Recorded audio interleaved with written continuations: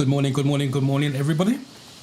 Welcome to another Sunday Live where we do a 20 question mock test, answer all your questions, very related, driving lessons, driving test related, and also do a hazard perception because you guys are still struggling with that based on the emails and the stuff in the study camp. Good morning, everybody. I can hear myself in the background. Let me just pause this. So yeah, any questions you guys have, please put it in the comment section. Q semicolon. It should look like this. It just makes it a lot easier for me to find because otherwise it just gets mixed up in the comment section and with the other comments, and you guys may need to type it out again for me to see it. So to save time, just put a Q semicolon. Remember, any questions that you have, don't be afraid to ask. That's why I go live, to answer the question personal to you. Right, so let me just get my windows up so I can see it's going out live. Right, let me just see who's here. Let's go to this section, get rid of that. I've not seen your name before, so good morning, first of all. I'm interested. I have no idea what you're interested in. If you'd like to make that clear, so I can try to help you out with that. Right, so let me do a quick overview of the theory test. So, because I don't assume you guys know how to work, the amount of emails I'm getting with students booking theory tests and then ask me what's the best way to study. I'm not understanding why you're booking a theory test first and then worrying about how to study. You should be studying first, and then when you're nearly ready, book a theory test. But everybody's got to do their own individual stuff. So the it's 50 questions, multiple choice. I'm almost going blank then. 50 questions, multiple choice. I will add the questions are made up of 14 different categories. That's what I suggest you do when you're studying for your theory test. Cover all 14 and then start to do mock tests. And then once you start to do mock tests, you get you start to pass 43, 44, 45, then consider booking the test itself. The apps, books, whatever you guys are using to study are sampled questions. I'm going to say it again. The questions are sampled question, a little taster of what the questions will be like on the real test. When you go for the real test, it's going to be worded slightly differently, and there may be questions that you have never seen before as well. And that's why you want to study on the apps, understand the questions and understand the answers. Some of you are just literally getting the wrong answer, saying what the app is telling you, memorizing that, and when you go for the real test, it goes pear-shaped. So my advice is make sure you fully understand the question, understand the answer, why it's correct, and if you get the answer wrong, understand why you get the answer wrong so the brain can eliminate that from future answers. Time to do the questions is 57 minutes. You need 43 out of 50 to pass. I will also add with the 50 questions, there are random questions from their database. On the apps, it's about 774 questions. On their database, they've got about 1,500 to choose from. If there's 10 of you in the room, it's 10 different tests going on. It's random. So you may get 5 road signs. The person on your right may get 3 road signs. The person on your left may get 2 road signs. So it's totally random. And that's the reason why I say learn the categories individually, because you don't know how your 50 questions is going to be made up. In terms of, jump one step ahead, sorry. In terms of after you've done the questions, you want to go into the hazard perception, which is 14 videos. 14 videos, 13 of them have single hazard where you score a maximum of 5. One of them's got a double, score 2, 5, ideally a 10. You want an 8 or 9 to bring the average up, just in case you get a couple of 1s and 2s, or God forbid you got a couple of 0s. It just brings the average up with that. In terms of answers, what they're looking for is safety. The outcome has to be safety. The driving test is the same. The examiner on your driving test looks for safety and control for any given situation. On the theory test, that's what they're looking for: safety, answer, or a controlled outcome, which is normally your motorways and your first aid situations.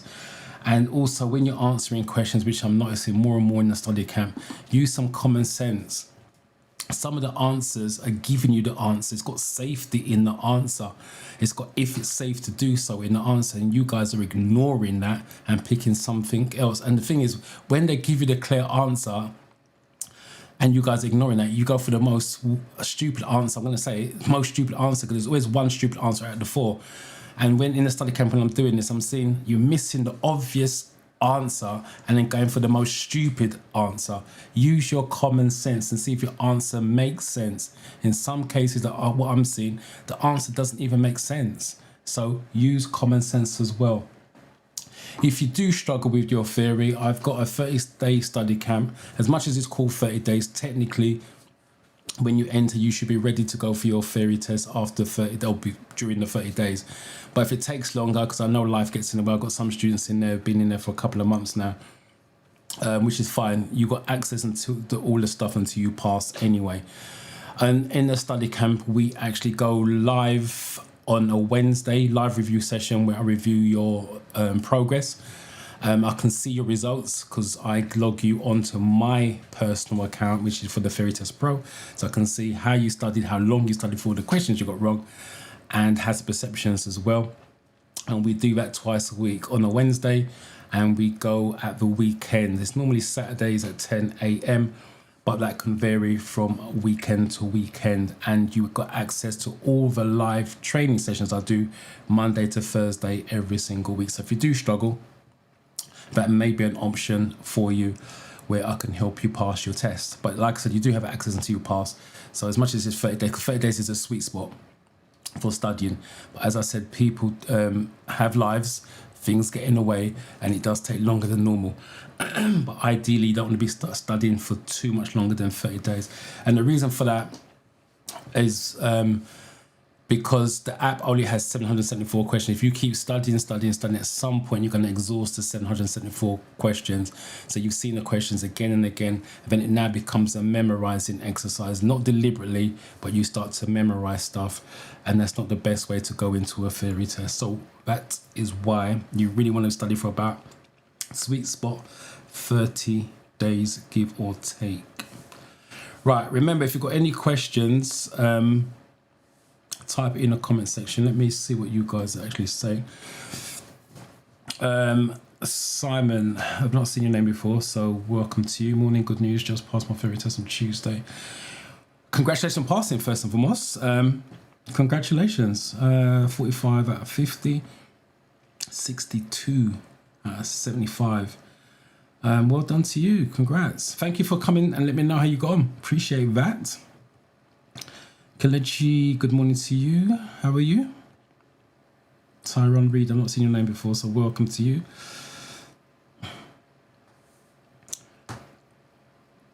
Hello to you as well, short and sweet. I have my test tomorrow. I've gotten 100% on a bunch of mock tests so far, and I know my traffic, and I know my traffic signs and highway code. I also use 2-click method you taught and passing hazard perception mocks.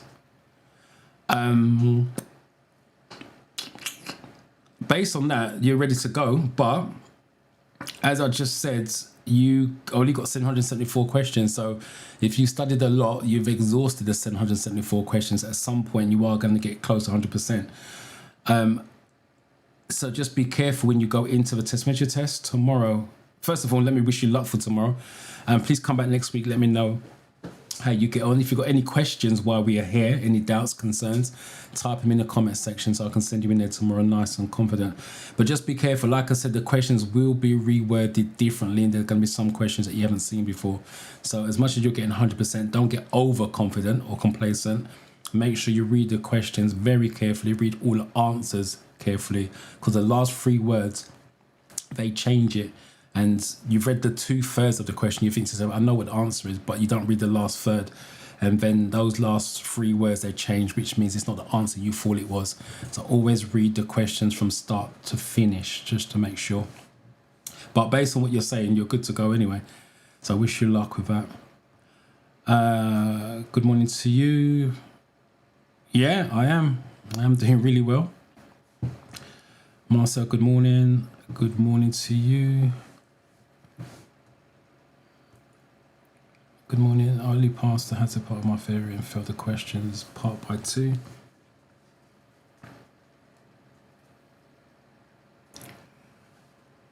So let me just, hi, good morning.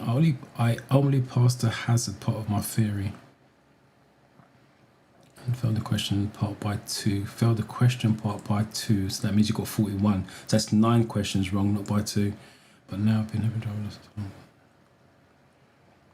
Driving lessons is irrelevant.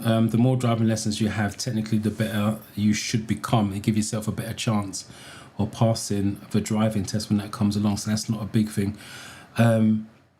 But you got 41 on your questions, which means you got 9 questions wrong. That's going to be about 6 categories, 7 categories on average for 9 questions wrong.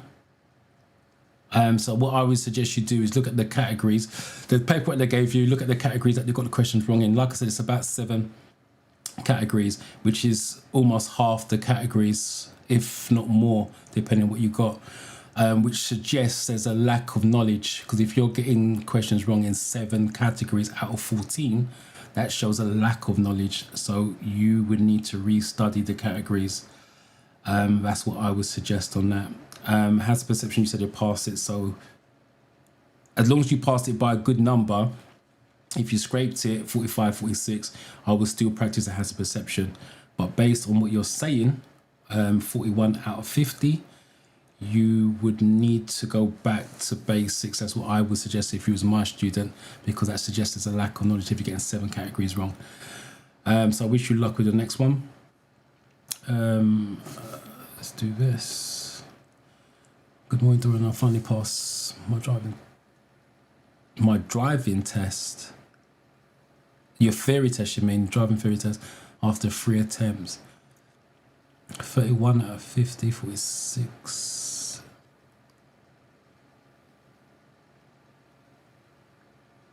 Okay, so based on, again, you're going up and up each time. So obviously each time you've failed it, you've studied, and the scores have gone up and up. And that's what I'm trying to say. The first one, 31 out of 50, that's a poor lack of knowledge. If you're going for a real test, providing you studied and you're getting 31, that's a definitely lack of knowledge. But you, as you went on, you just got better and better. So well done to you for keep going, and appreciate you coming and let me know. So good luck with the driving when that starts. Oh, you have started your practical lessons. Hopefully that's going well for you.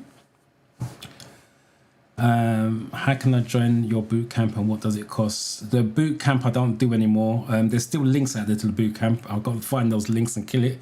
It's a study camp. The boot camp is 1 week of the live sessions that I do Monday to Thursday, and just email support when you finish, but you still have access to all the recordings. The study camp is ongoing. You can join the sessions anytime you like, every week if you want. And we have live training on Wednesdays and weekends. And the link is in the description, so I suggest you check it out. Read up on it first, see if it's suitable for you. Thank you so much for your videos. Yes, you were on the money for this key message, and that is understand the questions. I passed 47 and 58. Well done to you. Thank you for letting us know about that as well, because again, a lot of people, when I say understand the question, they think just knowing what the answer is means understanding. It doesn't. You need to understand what they are asking, so you kind of understand why they're asking it, which means when you go for the real test and they word it differently, it doesn't make a difference because the understanding is there inside out. But some of you think understanding means just knowing what the answer is, or remembering it for next time. That's not understanding, that's just memorizing. Good morning to you. I've not seen your name before, so good morning to you. My test is on Thursday, fingers crossed. I wish you luck with that. Please come back next week.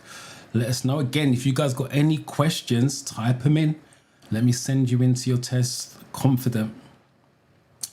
Again, I've not seen your name before, so welcome to pass my through test. 47, passed it as well. 65, well done to you. Congratulations on passing. Again, thank you for coming to the live, because I've not seen your name before. So breaking the silence and let me know how you got on. Good morning to you. Hello to you.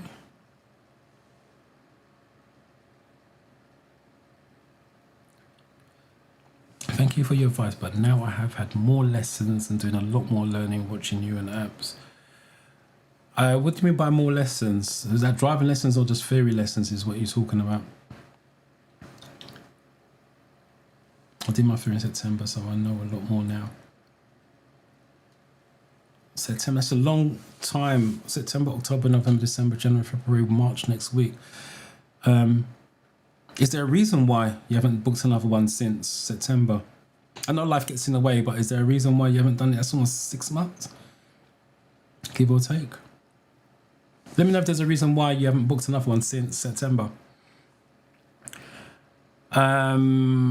Could you please give us a highlight on urban clearway as it concerns setting down or picking up passengers? I would appreciate if it's accompanied by a road diagram. I can't give a road diagram. I'm not set up for that. In the class I do, but I can't do it here because I'm set up for a live stream, not a classroom training session. Jamie, you are welcome, mate. An urban clearway, there's two types. There's urban clearway and a clearway. Let me go back to this so you understand what I'm talking about. Don't let the word clearway or urban clearway mess you up. All it is just a road. That's what they call it, a clearway. Either carriageway, and the reason why it's called a carriageway, back in that day, old days, that's where horses and carts used to go, so they call it a carriageway. A clearway, urban clearway or clearway is just a road they want to keep clear, hence clearway. Now there's two types of signs, or two types of questions with two types of signs. One question is, can you park on the clearway or urban clearway? If it's just the image, if it's just the question, no images, the answer is normally yes, but with parking restrictions. And if they show you the image, it's going to be a red circle, blue background, red X on it. That's no stopping whatsoever. And then it's the same type of circle, but with a diagonal red line across it, blue background, and that's your parking restriction. And that means you can drop off your passengers, you can pick them up, but you can't wait for it. But a clearway or urban clearway is just a road they want to keep clear. They just call it a clearway, urban clearway. So don't get freaked out about it. It's just the restrictions is the circle, red circle, if they're going to show you that. Hopefully that makes sense. But unfortunately, like I said, I can't show you the diagram because I'm not set up for that. That's in the classroom. All right, let me start the mock test. And then I can answer the questions as you go along. Let me just bring this down a little bit so you can see the numbers. Right. Question is, how should you signal if you're going straight ahead of the roundabout? This question comes up a lot now over the last couple of months. Please put the question number for those of you that are new. So we're on question 1. If you think it's 1A, please put 1A. Why? Because there's a delay between me and YouTube, you and YouTube. So when I show the question, I want to make sure it is the same one that we are tackling at that point in time. So please put the question number plus the letter of choice. Again, if you guys got any questions, please put it in the comment section. And then I will see it. Q semicolon. I've been unwell on nerves. Unwell, I get. That's fine. Like I said, everyone gets unwell at some point. Nerves, you're always going to have nerves. Always going to have nerves. Can't sit on there for some reason. Let me see if I can make this slightly bigger. There you go. Now you know what I'm talking about. Nerves, yeah. So you're always going to have nerves. Nerves isn't a bad thing as long as you don't let the nerves control you. If the nerves control you, yes, it's bad. But as long as you can control the nerves, stay on top of it, it's not a bad thing. When a student says to me, I'm going for my theory test or driving test, especially a driving test, and they tell me they're not nervous, it makes me worried because you need the nerve, the adrenaline to keep you slightly focused. If you haven't, the question is, do you really care about it?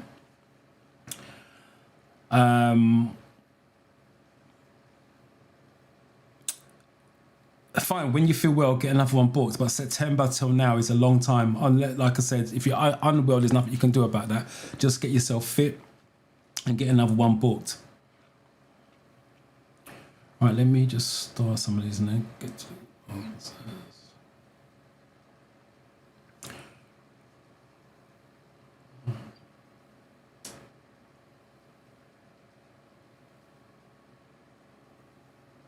Right, you guys are actually going for 1A. I'm hoping that's correct because I just mentioned that as an example.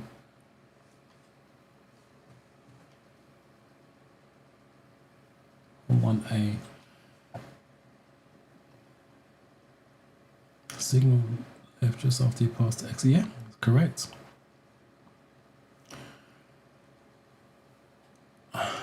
What does this sign mean?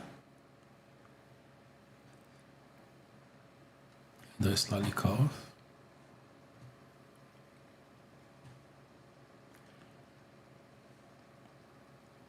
I'm struggling with motorway signs. Motorway signs. There's not many motorway signs, so the question is, why are you struggling? There's not many motorway signs. There's only a handful. And motorway signs are technically easy because they're blue. Most motorway signs are blue and rectangle. So you have to ask yourself why you're struggling with motorway signs. If you said to me triangles and red circles, I get that there's lots of them, but there's only a handful of motorway signs and they're easily spotted by blue background and a rectangle. If you're talking about motorway studs, that's slightly different. There's a video on the channel that explains motorway studs in simple form that helps you out on that. But like I said, you have to ask yourself why you're struggling with motorway signs, because there's only a handful of motorway signs. I have exam Tuesday. I failed 3 times. I have exams. First of all, welcome to the channel. I've not seen your name before, so welcome to the channel. The live stream, sorry. I have an exam Tuesday. You got exam on Tuesday, so I wish you luck with that. Failed 3 times. Last time I got 40, so that's 10 questions wrong. Again, it's going to be like 8 to 9 categories with 10 questions wrong. Well, hopefully, your test is on Tuesday. There's not much you can do. Hopefully, you've studied and brought that that's lack of knowledge if you're getting 10 questions wrong, and brought that up to par. I don't know if you mean 50 out of 75 or you got 40 out of 50. But if you got 50 on has perception, 43, 7 over, I would definitely still pay attention to the has perception as well if you've got 50 out of 75. But if it's 40 out of 50, like I said, your test on Tuesday, not much you can do between now and Tuesday other than keep studying. But hopefully you studied all the categories again, because like I said, that's 10 questions wrong. That's going to be round about 8 to 9 categories. Again, that's more than half as well. Congratulations on passing. Again, thank you. I've not seen your name before, so thank you for coming to the live sessions and letting me know that you have passed. Let's get to number 2.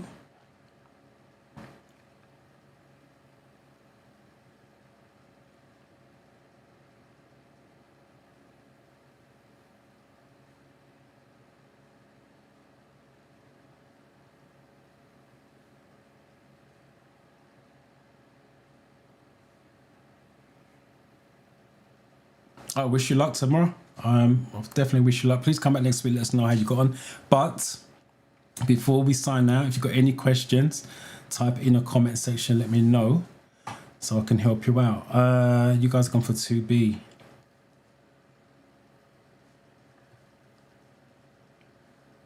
Yeah. It's got pedestrian and cyclist.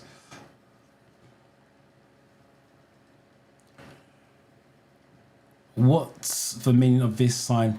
Someone asks about urban clearway, and I said to you there's 2 circles, one with the red X, so this one would have the red X, and then you got this is the other version of it as well, so it's come up. So this would be for the urban clearway if they're asking, which if you listen to what I said, I've already given the answer from the answer I gave.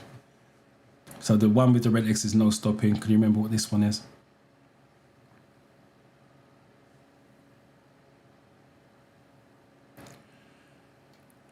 I'm going for my third test on Tuesday, March. Test on Tuesday, March. So you got at least another Tuesday week if it's the first Tuesday of March. Again, I wish you the best of luck on that. Oh, I missed the third for some reason.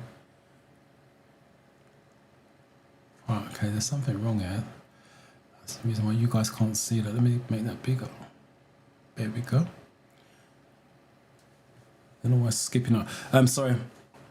These scenes, I've got to redo these scenes for next week. It's not good. All right, Tuesday, March the 3rd. So I wish you the best of luck with that. So you got one more live session before the 3rd.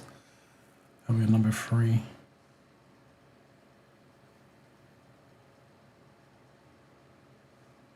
Got a C on that.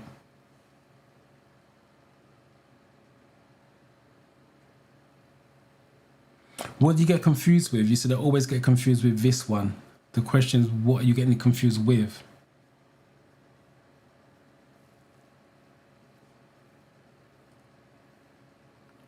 And then maybe I can help you out before we go off here.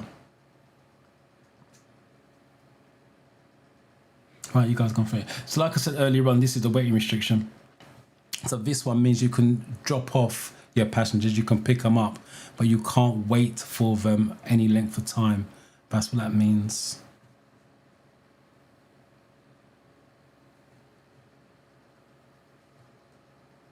No problem, you're welcome. All right.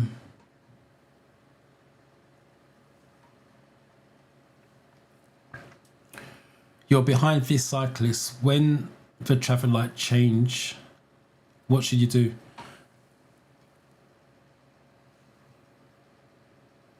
This sign is waiting restriction or speed limit. It's not speed limit. When you say speed limit, there's no numbers in it. So how do you work out it to be speed limit? Speed limit has to give you a number. If there's no number, it can't be a speed limit. So how do you, because if there's no number, how do you know what the limit is?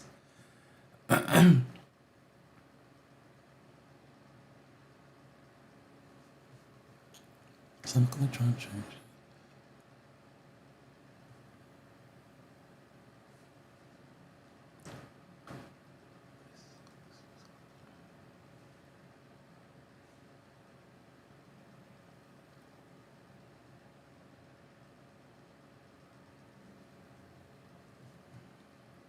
Maybe that will feel better.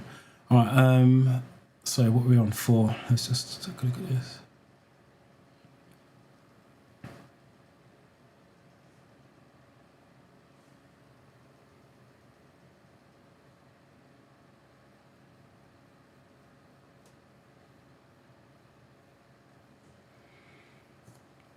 First of all, Prince, thank you for breaking the silence because you said you're a secret watcher. Well, first of all, well done for keep going. First, second, and third failed each time, and you kept going and you passed it. 43 and 68. Wow, that's a high score. 43. I would definitely still brush up on your theory because, like I said, you're 43, just about passed it. And the reason why I say that, some of that knowledge you're going to need for your driving lessons, and you don't want to be sitting at the side of the road talking about the theory which you've already passed. You really want your knowledge to be on point so that if your instructor asks you certain things, you can give the answer rather than he or she having to explain it at the side of the road. But well done for passing though, and thank you for breaking the silence, by the way, because I appreciate you guys coming and let me know, because it means there's something going on right with the channel if you guys are passing from the videos. Some of you are still not putting the question number. As I said, just put the question number so I know we're on the same page.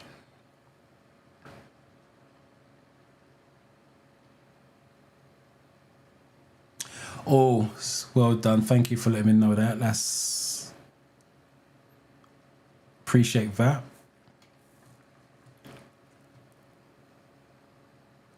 Thank you for pointing that out. I've definitely got to do my scenes next week because this is poor. Are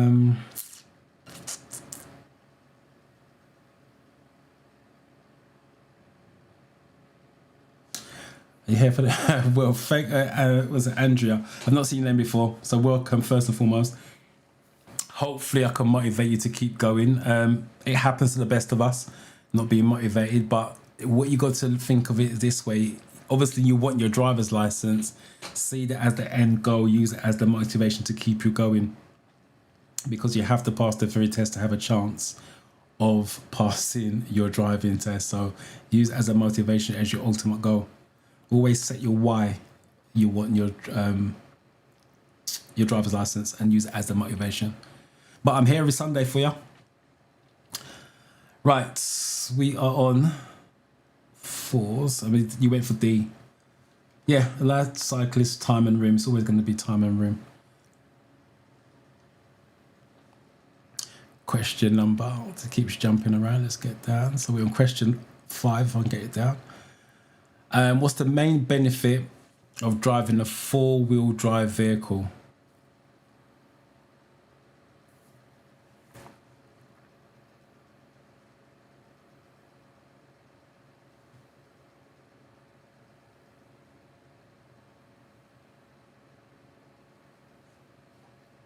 I've not seen your name before, so welcome to the channel. I'll pass my test at once. I'm assuming you mean first time. So congratulations on passing, and again, thank you for coming to the live and letting me know how you got on. Appreciate it. There's lots of passes today, so well done to you guys who's passing.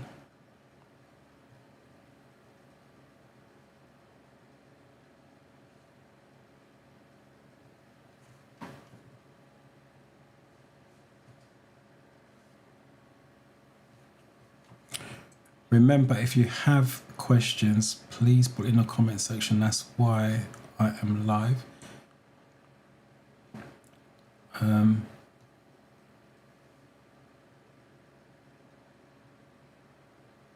Life Richery. No, I'm reading that wrong. It looks like Richery. My dyslexia is kicking in. Life with Cheryl. Wow. I apologise for calling you a witch there. Life with Cheryl. Welcome to the live session. My dyslexia just wow. Yeah, if you guys got questions, please put in the comment section and let me answer it. 5A is what you guys are going for. Yeah, better grip. 4-wheel drive, wheels connected to the road, gives you better grip.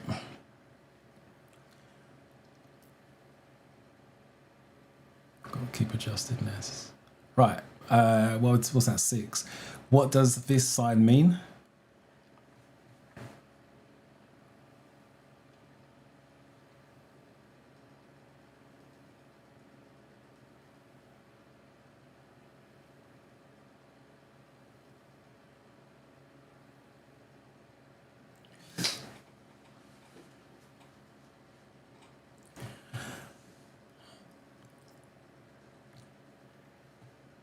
How many of you actually got a test coming up?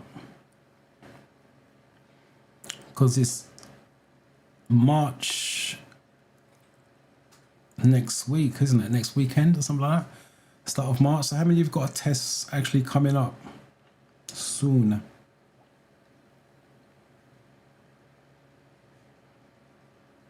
And how many of you are looking to book one soon?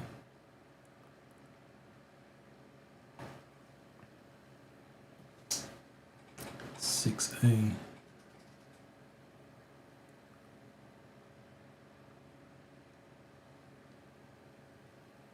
C, someone's gone for a C there.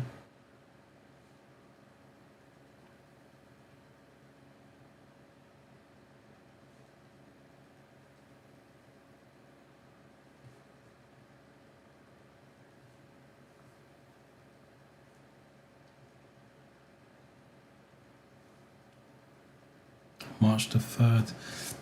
That's around the corner, isn't it? I think that's Monday week.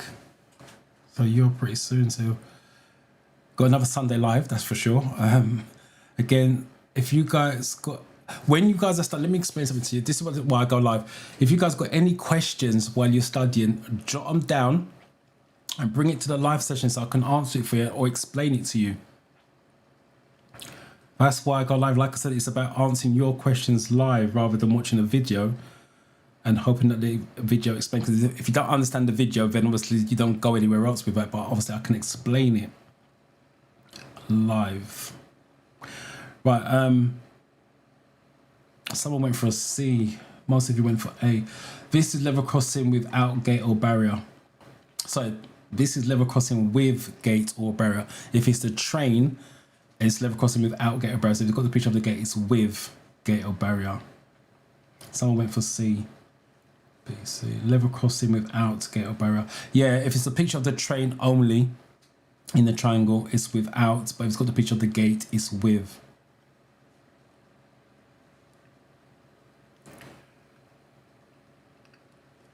You're on a motorway. When can you use hazard warning lights?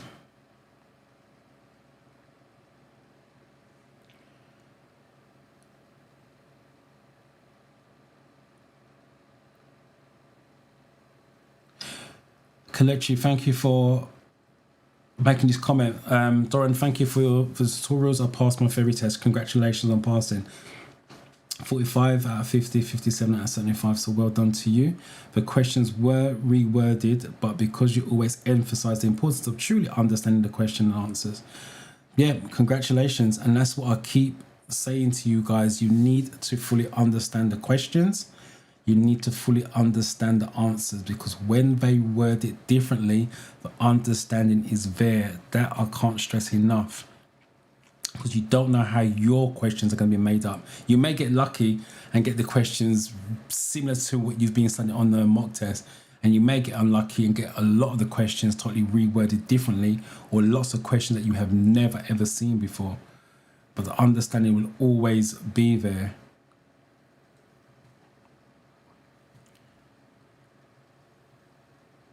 So you got a test coming up soon. Got a test coming up soon.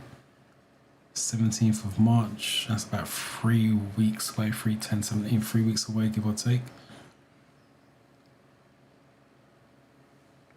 I've had my theory test last Thursday, I failed again, 41. My 4th time failed. Now they keep using different words. The choice, like how does alcohol affect the driving? The choice the same but different. Yes, I totally agree with that. That's something we discussed on Monday in the study camp. How does alcohol affect the driving? The options are overconfidence, slow reactions. I can't remember what the other one was. And I do this every week. Slow reactions, overconfidence, and I can't remember what the other one was. It will come to me, but yeah. They can. That's what I'm saying about understanding. Same question, different options. It's the same with driving through a tunnel. Same question, driving down a long road towards a tunnel, different answers altogether. And that's why I said about understanding. It's not one question, one answer. They can ask one question, as you now know, especially with alcohol. It's 3 different options, and the other option slips my mind, even though I do this every week. That will come back to me. I'm yet to book. I want to practice more so I can pass that first and only trial, hopefully. How much practice are you going to put in? He said, I'm yet to book. I want to practice more. So yeah, the question is, how much practice are you going to put in to pass first time? There's no guarantee you're passing first time. As I say to my students, it's only going to go one way or the other. You're either going to pass it or you're going to fail. That's what tests are. Because if everybody's guaranteed you're passing, then they wouldn't really do a test. Just make you study. So the point I'm making with that is you can study and first of all, is it quality studying? Only you can answer that. And the other question is, are you taking the information in? Because if you study too much for too long using apps, as I said, you exhaust all the questions. So it becomes a memorizing exercise. It's not deliberately, but you just know what the answer is from the question. You really sometimes need to go and experience it. Don't get me wrong. I'm not saying go and do a test when you're not ready. Study. Think you're ready, go and take it and find out, because you got data. If you fail it, you have data, but you can study and study and study, go and take it and fail, and all that time's wasted. I'll give you an example, and she won't mind me using her name, Cynthia, in the study camp. When did she join? About 6 weeks ago, and she went to take her test in the middle of March. That's when she put down to take her test, and she done the work. She come to the live sessions, and I said to her, no, do book a test for February. And she was saying, similar to what you said, I want to practice more, blah, blah, blah. I got anxiety. That's what she put down on the entry form when she comes from this camp, because I asked questions, what you're worried about and everything else. But anyway, she said she got anxiety. She wanted to do March. I said, no, do February. She passed her test last week. So she would have wasted a month studying more and more. The anxiety wouldn't have gone away. So all I'm saying to you is make sure you study well and take a test and see where you're at. If you fail it, you got data. But if you keep practicing, imagine that you keep practicing for another month, you take it and fail it. That's a month lost. So that's all I'm saying. You can practice too much. The nerves is always going to be there. That's not going to change. As I said, control the nerves, but you have to do you. That's all I can say. Sorry, what number are we on? 7. Let me come do the 7s. Are we on 7? I see 6 is coming in. Selena, good morning to you. How are you? How's the driving going? I can't remember if your test was supposed to be coming up soon. Or you had a problem with the tests and you had to change instructors and all the rest of it. So how's that going?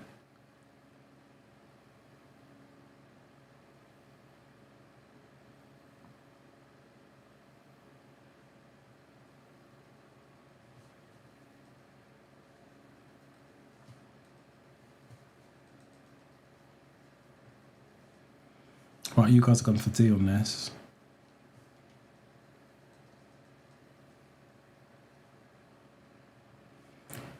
Morning to you. My test is after Ramadan. Probably a good choice with that.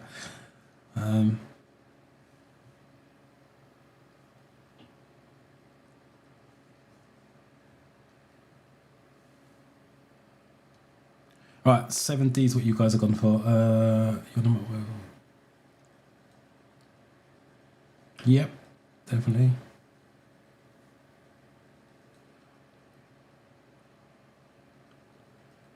Oh, there's a bit cut off there.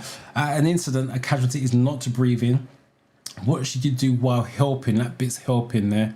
Them to start breathing again. I repeat, the end bit says helping. I don't know why it's cut off there, but there's not much I can do about that. So what should you do while helping them to start breathing?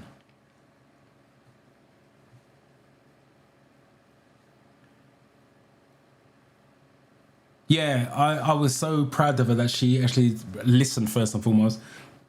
But the most important thing, she'd done the studying like I told her to, and she took the advice and passed it. Like I said, you can study for too long.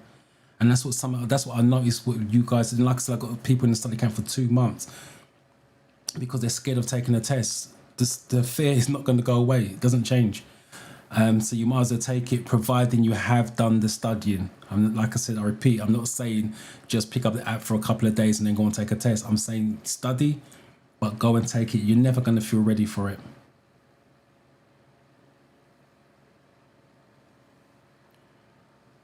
I passed my test after watching your videos on YouTube, using all the tips and hazards. Well done to you. Congratulations on passing again. I've not seen your name before, so welcome and thank you for letting me know. Let me just knock out some of these.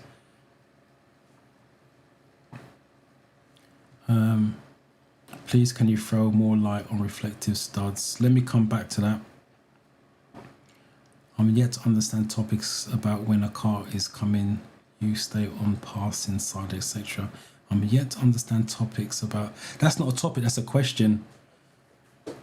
I'm yet to understand topics about when a car is coming, you stay on passing side. That's not, like I said, that's a question, that's not a topic.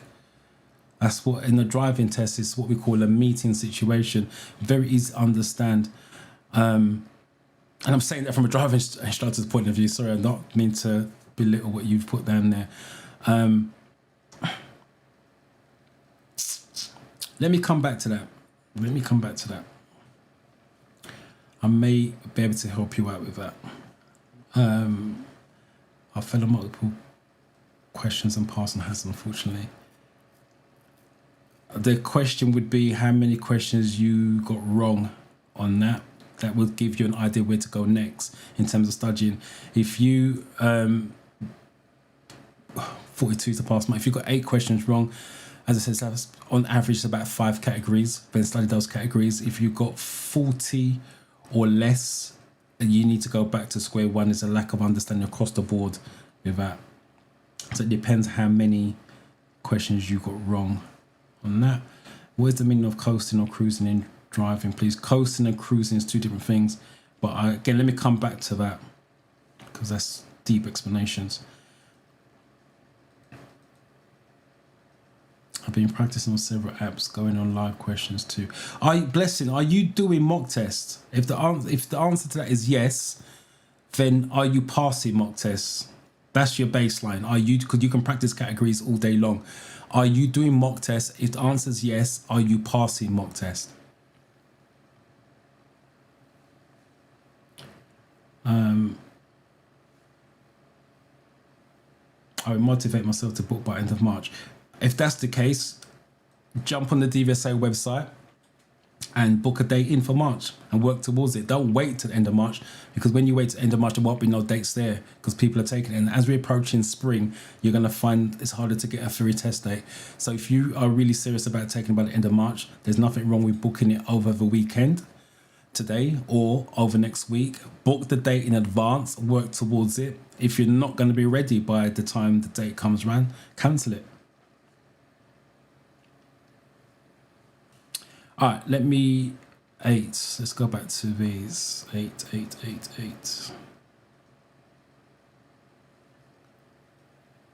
Blessing, you're welcome. You're welcome. Good morning to you, ABC. AB.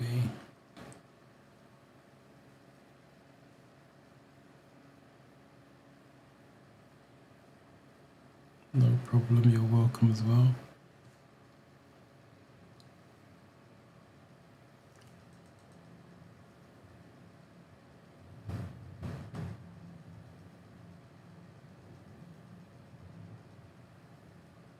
I am fine, thank you.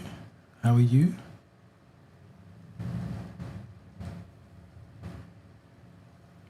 Right, you guys are going for B.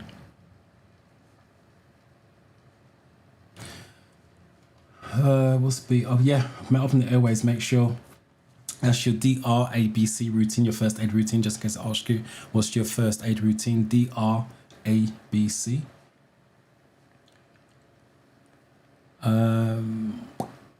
You're driving on a single carriageway road. Why should you keep well back while you're following a large vehicle?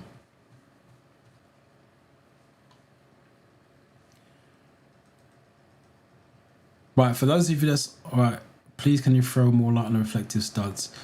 I'm going to come back to that. What's the meaning of coasting? I'm going to do the coasting one at the end because it's an app I've got I can show you.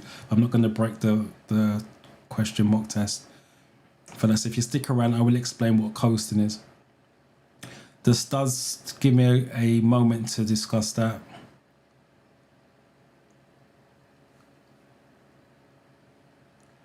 Thank you.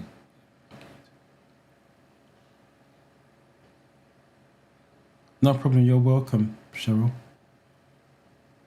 Not witchery, it's Cheryl.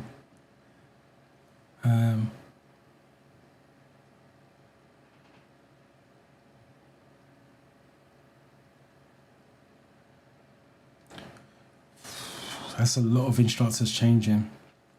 Every time you change instructors, it's a different driving technique, especially with the maneuvers, because most instructors have their own style of teaching maneuvers.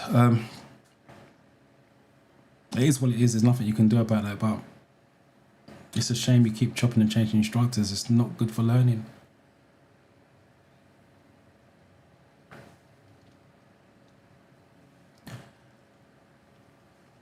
Yes, I've been passing the mock test. I'm now learning hazard, which I seem not to get is why I'm still learning. If you're passing mock tests and you've got to learn hazard perception, then there's no reason why you don't book a theory test, because if you're passing the mock test, which is key, hazard perception, again, I'm saying it from a instructor's point of view. Once you understand what a hazard is, it is kind of easy. So like I said, I'll do a demonstration at the end for you. So please stick around to the end. If you can't stick around to the end for whatever reason, then watch the replay. But let's get you past next month. So do me a favor, book a theory test for next month, if you can get one for where you live. March, aim for the end of March, and let's get you passed, because you can study until the cows come home and you can still end up failing. So let's get you passed. Let's take a test and let's see what the result is. And fingers crossed it goes well. And then you can move on to the driving. Number 9. I also get why you guys are scared of taking a test, because you're scared of failing. But in life, you have to fail, because that's how you improve. But you not taking a test means you can't move on with what comes next. As much as you're taking driving lessons, you can't book a driving test. So at some point you have to take it. But I do get the fear of not failing. But you have to fail to improve. I booked my theory on the 23rd next month, but the mock test I do seem sometime 40, sometime 38. I booked my theory on the 23rd of next month. Next month is March. So that's literally 4 weeks away tomorrow. The reason why your scores is sometimes 40, sometimes 38, because the understanding is not there. If the understanding is not there, you'll find that the score stays the same. It doesn't improve. In some cases, it gets worse because a lack of motivation, all the rest of it. But your scores, if it's 38, 40, you're not understanding the questions you got wrong. So when you get the question again, especially if it's where it's like differently, you still choose the wrong answer.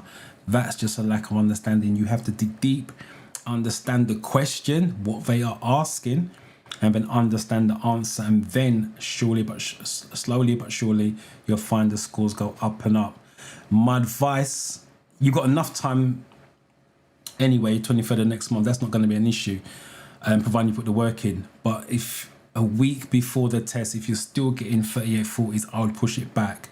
Just take a note of the cancellation days, 3 working days before, just push it back with that if your scores are not improving. But the reason why it's not improving in my experience is because you don't understand the question. That's why it's always the same. Sorry, 9C. What you guys are going for. So if you ever find that your scores are staying roughly the same, that's the most common reason, because you're not understanding it. It's the same wrong answers all the time.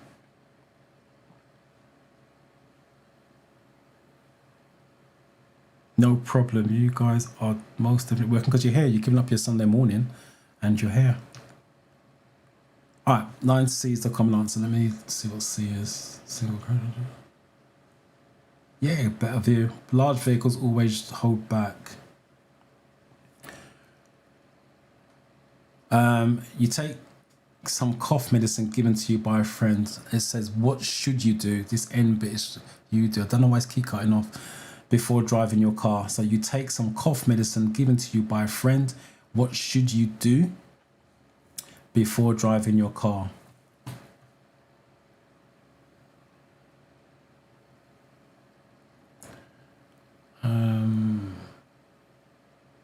Have my test on the 2nd of March. Is any way you can help me?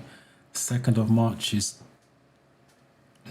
week after next. Help you with what? You can't just say, can you help me? I don't know what to help you with.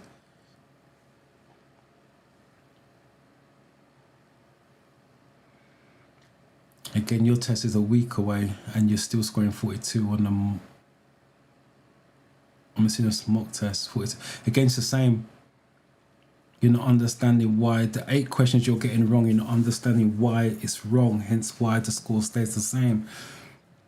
So you need to delve in to find out. First, let me explain something to you guys. I've said this before. When you are doing whether it's the categories or mock test, you ask a question, the question's been asked, you answer.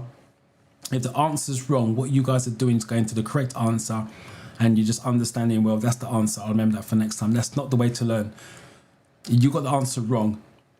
You have to ask yourself why you got it wrong. In some cases, you've misread it. Sometimes you skip over it, done it too quick, lack of concentration. There's all different reasons, but you have to explore why you got it wrong. Then you have to understand why that question is wrong. Then the brain will now eliminate it from next time because it understands from mistakes. And what I normally say to students, if I turned around and you gave you a light and said, put your hand over the lighter, you did that, and it burnt you, guess what? When I do it the next time, you're not putting your hand over the lighter because the brain's learned that, hold a minute, that is hot. It learns from mistakes, but you have to understand the mistake so it doesn't make the same mistake. And you guys are not doing that. You get the answer wrong, you go straight to the correct answer. I'll remember that for next time. The brain's not remembering it because it didn't understand why it got it wrong in the first place. So that's what you need to do. Look at why you got the answer wrong, why the answer was wrong, and then you go to the correct answer and understand why the answer is correct. And that's how you learn. But just looking at the answer and thinking, oh, the app told me that's this, I'm going to remember for next time. It ain't going to work. Hence why the score stays the same. Number 10. I've got my third test on the 13th. That's about 3 weeks away. Wish you luck with that. I've not seen your name before, 9-star. So I wish you luck with that.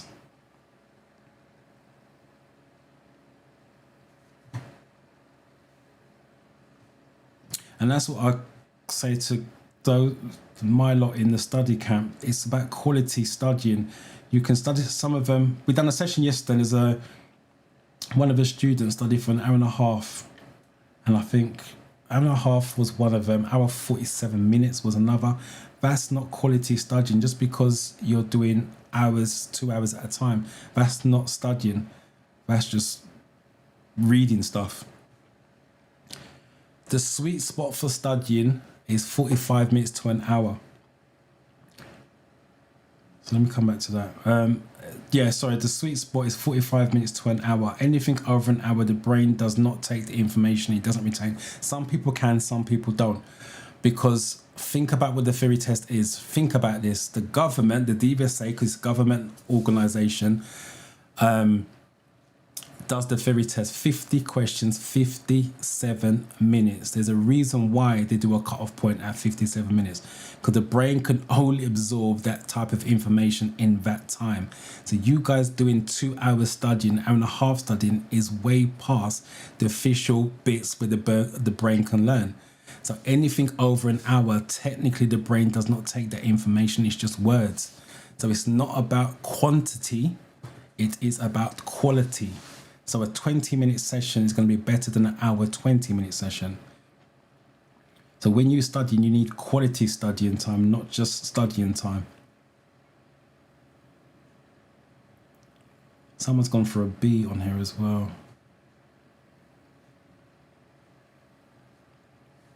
And I think the common answer is D. Right, let's do D. Yeah, some medicine says don't operate heavy machinery while taking medication. Cars come under heavy machinery. It slows your reaction time down. How can, someone spoke about this just a minute ago. How can drinking alcohol affect your ability to drive or ride? It's funny how things work out.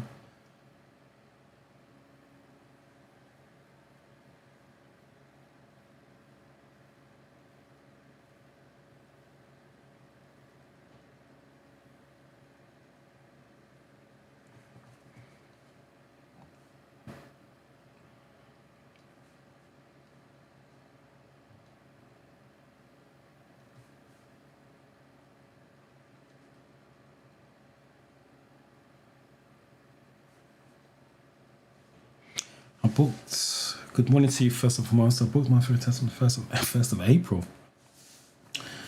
Which I don't guarantee success. I don't guarantee success. No one can guarantee success because you'll do the work. We're all human. If anybody guarantees you success with your driving test or theory test, they're lying to you. Because we're human. I can advise you, I can instruct you, I can give you the work, but I can't guarantee that you are going to do what I told you to do on the day of a test, because I don't know what questions you're going to get. I don't know the type of person you are, so I don't guarantee. So if you're going to sign up because you think it's a guarantee, then don't, because that's not what I'm about. But if your test is on the 1st of April, what you want is a study camp. The 30-day study camp is what you need. The link is in the description. But I repeat, if you're coming there for guaranteed success, don't do it. I'm not guaranteeing anything. I advise you, like I said, if you do the work, you'll get success at some point. That's why I grant you access to all the training material until you pass, because you will pass at some point. But I can't guarantee you're going to pass at the first attempt, because when nerves get the better of you, you go against what I've told you to do, which obviously produces the wrong result. So, but the study camp is what you're after, which is the link is in the description if you're interested. But I repeat, I don't guarantee.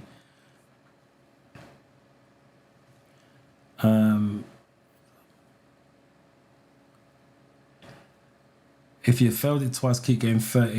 Yes, that's you don't want to hear this, but it's a really, really bad understanding of the material, because you can't be studying and getting 30. I'll be honest with you. If I gave a theory test to somebody who's never studied before, and they use common sense, because if you was here at the beginning where I say use common sense for your answers, on average you're looking at 25 to 30. No studying, just using common sense, you should be getting 25 to 30. Studying should not be getting 30. Like I said, it's not what you want to hear, but I have to be real. And I'm talking from my experience doing this over 10 years. If someone's getting 30, there's a real bad understanding of what they are asking. So what I would suggest you do is do each category in turn. So do one category, for example, documents, short and sweet, 27 questions. Do that, study that, do a mock test just on those 27 questions. Once you're nailing that 25, 26 in terms of getting questions right, you move on to the next category, move on to the next category, and you want to be getting the majority of those categories right. Once you've done all 14 categories, passing all of the mock tests on those categories, then you move on to the 50 question mock test that covers all 14, and that way you see your score get better. But at this point in time, I can pretty much guarantee what you're doing just mock test, and because you're doing mock tests, you're not covering the categories individually, hence why your score's low. But I would go back to the drawing board with that one. If you was my student, that's what I would be saying to you.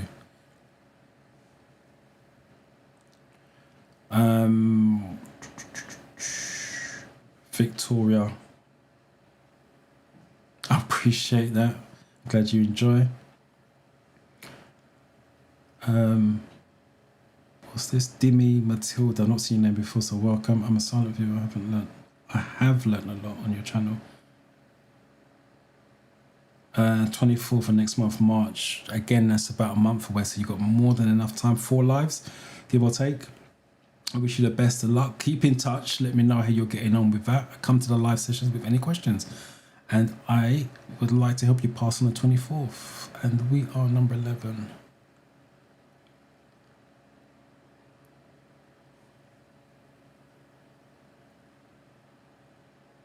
As I said earlier, while you guys are studying during the week, if you've got any questions, jot them down and bring it along. Let's discuss it. I know some of you put questions in there about studs. Give me a minute, because the majority, you guys are here for the 20 question mock test. I don't really want to come away from that, but I will answer your questions about the coasting and studs, I think it was. And there's a passing place. Blessing was asking about passing place as well. Are the questions similar to the test? Yes, they're similar, but they're worded differently. And I will add there's some question that you won't have seen before.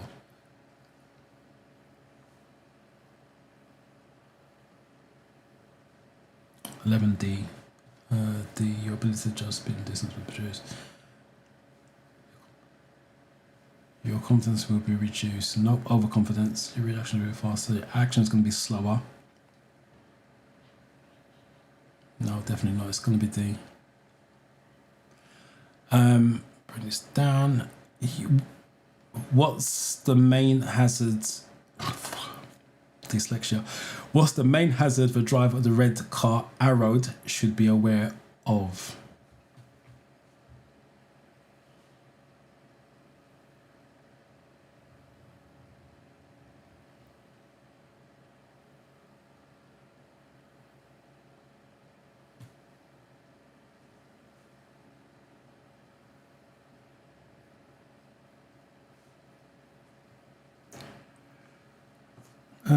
Whether it is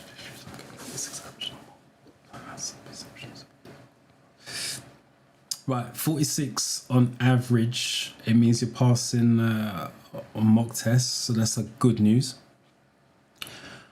The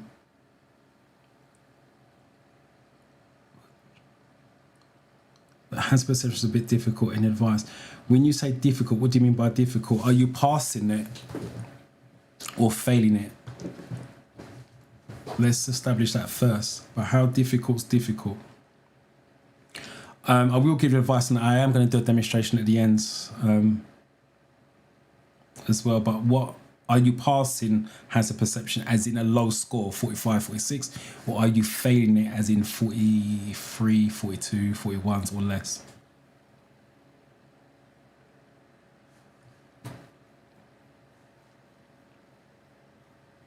I need to know what advice to give.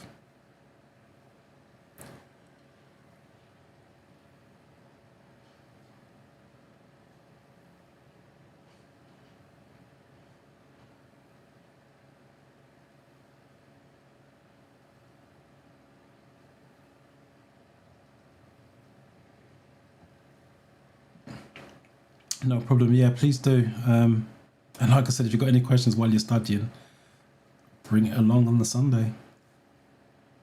Get you past on that 24th, I think it was.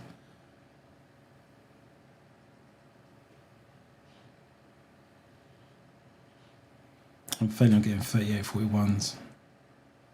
Right, let me come back to that.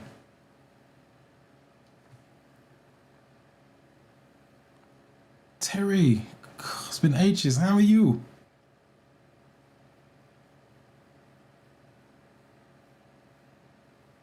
Passed your driving test. Well done to you. Congrats.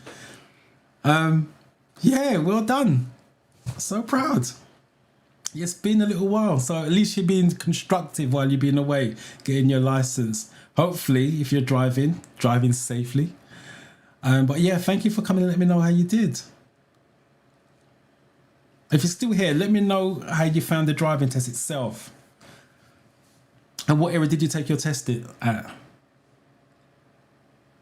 Well done. You guys are gone for 12A.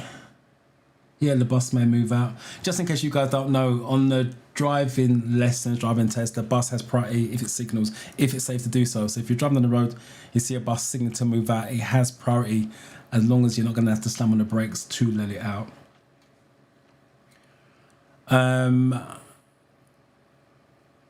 What should you do if you're being followed by an ambulance showing flashing blue lights?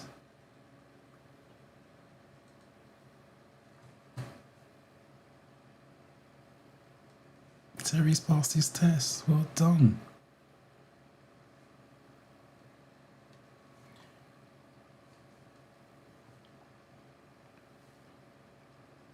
Right, I'm failing, I'm getting fair. So 38.41 on the hazard perception suggests you don't know what hazard is. I'll say it now, but I'm going to say it again when I do the demonstration. A hazard is going to be anything that causes you to change direction or slow down. And you want to go for a 2-click method. 38.41 suggests you're either clicking too early, getting a couple of zeros, but to be fair, 38.41 suggests more that you're clicking too late. You're getting 2s, 1s, and 3s. So you don't know what a hazard is. So a hazard is anything that's going to cause you to slow down or change direction. And I would suggest you do 2 clicks per problem, which I will demonstrate at the end. And then you should see your scores go up on that. But stick around to the end and then I'll give you a demonstration on it. Because if you're passing your mock test, 46, you definitely want to get this up to speed. So you're not far off. That's just understanding what a hazard is, by the way. So hopefully we can get you sorted out on this live session. 13.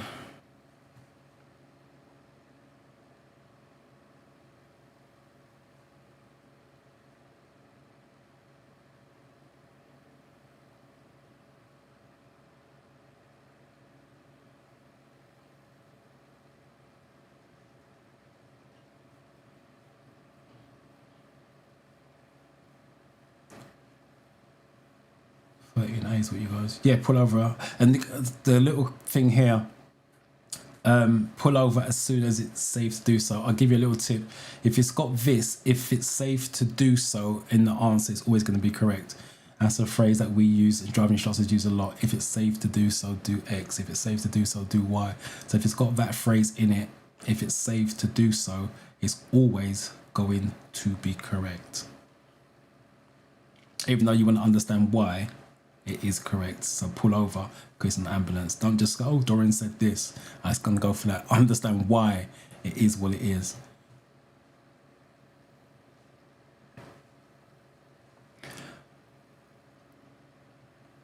Right, you're driving on the motorway. Which lane should you get into well before? So this is well before you reach your exit.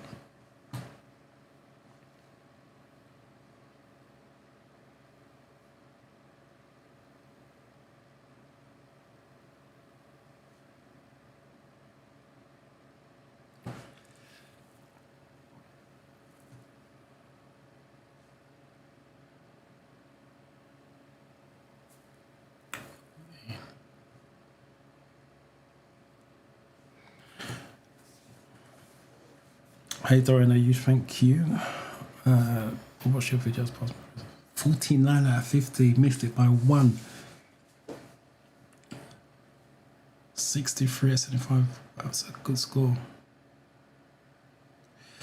First and foremost, I've not seen them before, so definitely welcome to the channel, welcome to the live. I keep saying channel, welcome to the live sessions. Thank you for letting me know that you passed. 49 out of 50 is amazing. Just one short of the magical 50, and 63 out of 75 and has perception is amazing as well. Anything for me personally, if you can get 60s on a real test, that's holding your nerve. So well done to you, and thank you for the recommendations to your colleagues. Appreciate it, and I wish you luck with the driving.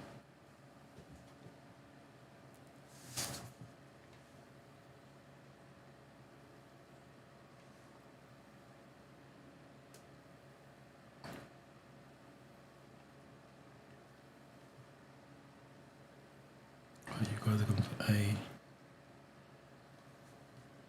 Left hand lane should always stay left anyway. On the motorway should always stay left unless you're overtaking.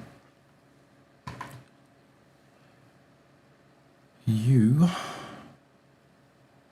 turning right at a crossroads. An oncoming driver is also turning right. What's the advantage of turning behind the oncoming vehicle?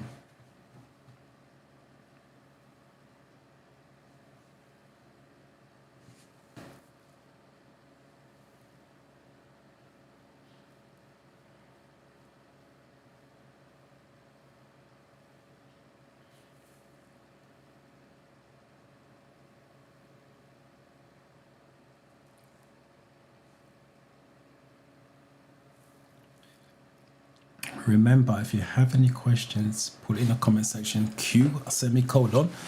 It makes it easier for me to find it, and I can answer it personal to you rather than a stock answer.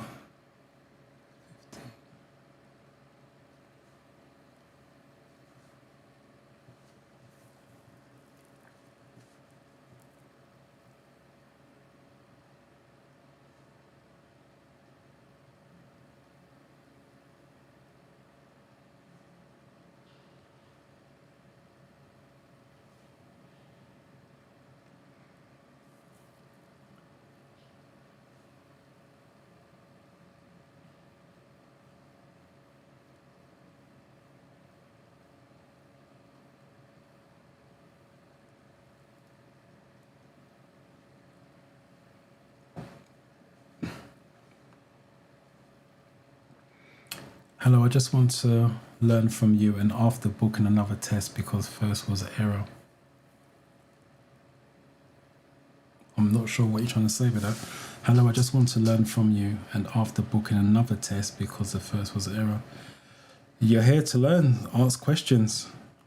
There's lots of channels, there's lots of videos on the channel. I'm not sure what you are asking me about. Because you said the first was an error.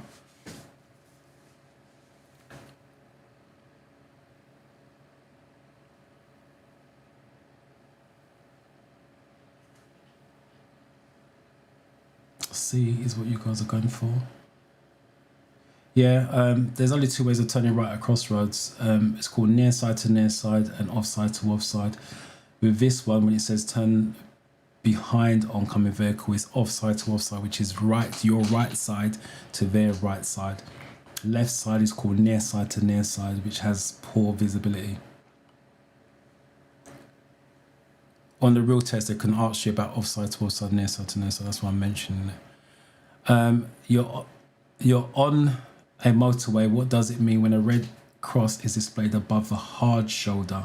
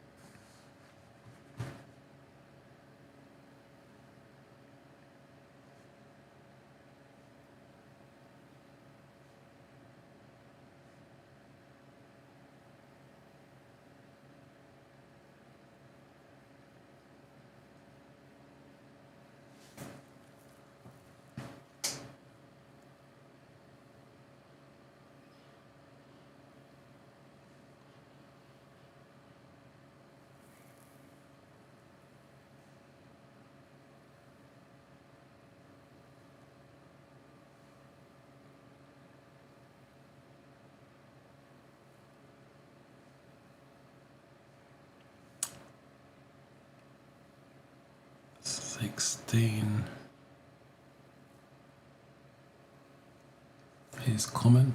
You must not travel in this lane. Yeah, mustn't it?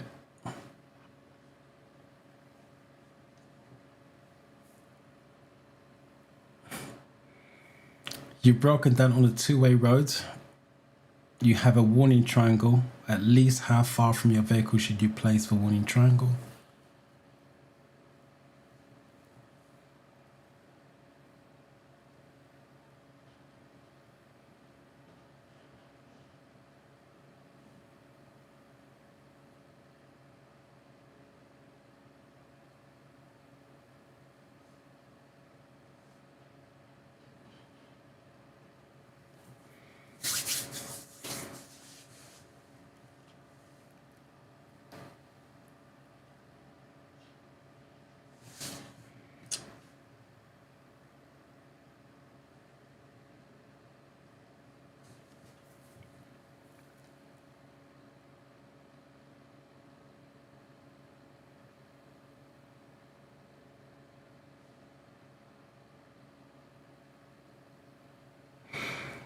At, is it DRAM 234? You're putting the letter, I'm not sure. I put it up because you're typing in, but you're not putting a question number. That's why I'm not showing it. So please put the question number because you're typing.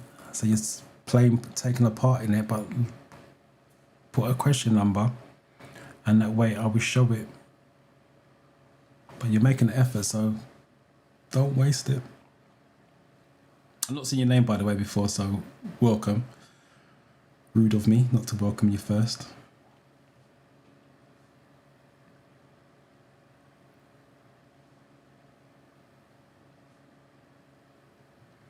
Hey, 45 minutes.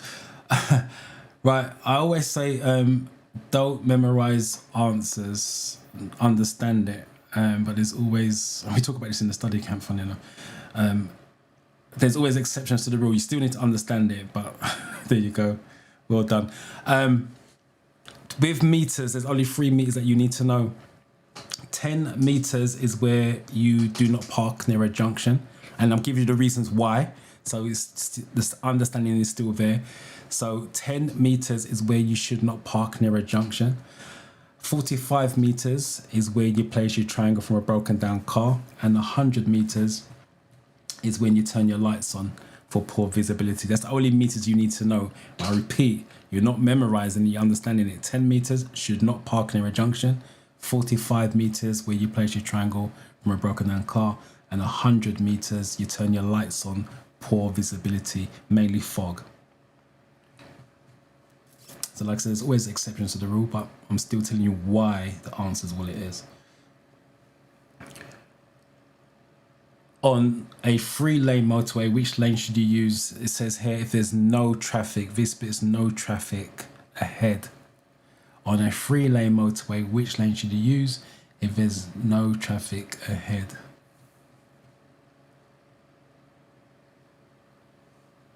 Hence why I've not seen them before. First time. Hopefully you'll come back. Yeah, thank you for being there, by the way. Giving up your Sunday.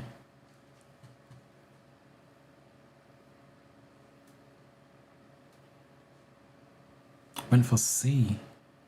I can't go back. I can't remember what C was. But definitely not C.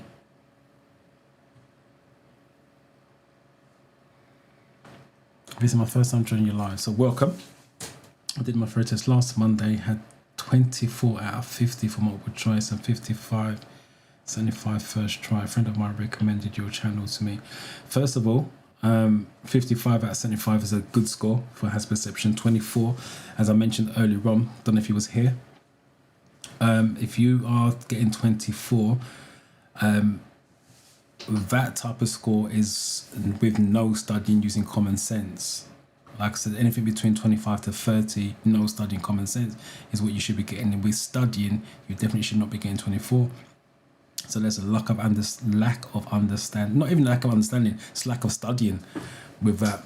So that sounds to me like you just had to go see how you did. I would go back to the drawing board. What I mean by that is study each category in turn and then build up to mock test before you book another one. But I wish you luck on the second attempt, but study.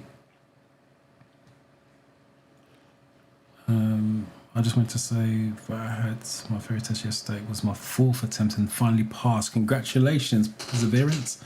I got to say your videos helped me a lot. Appreciate that. Like I say, congratulations on keep going. Never give up. Even though in some cases, some of you feel like doing that, but remember why you're doing it, because you want your driver's license. So just keep going.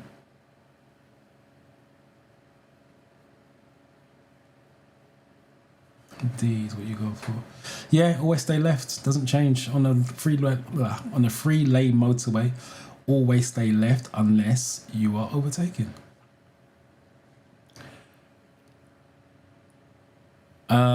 You see these double white lines along the center of the road. When may you park on the left?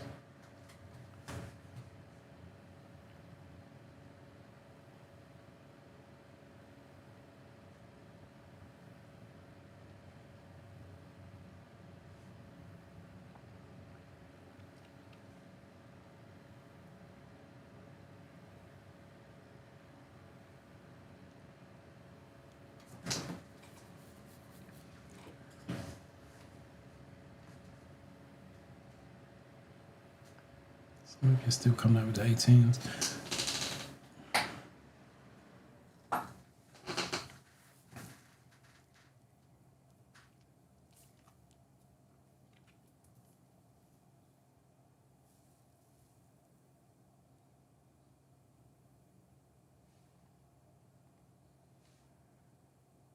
.65 Has Perception. Like I said, that's a high score, so well done. Well done for passing. Like I said, at least you kept going.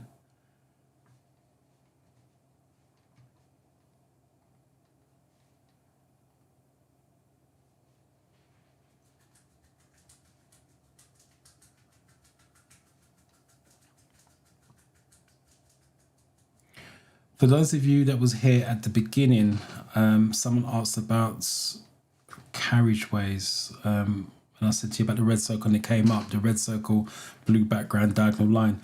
Believe it or not, that sign, the red circle with the blue background, is this in line form. This is what I mean about understanding. That red circle was your restriction. You can drop off, pick up your passengers. And this is the same, but it's in line form. It's still your parking restriction. So what they're saying, you can park to drop off and pick up your passengers, but you can't wait for them. I go back to that question. I think it was number 2 when the circle came up. Sign, image, red circle, lineage, image, same answer. Again, I repeat, that's why you need to understand it. So regardless of whether they show you the image, red circle, or the line, you know what the answer is. Why should you try and park in a secure car park?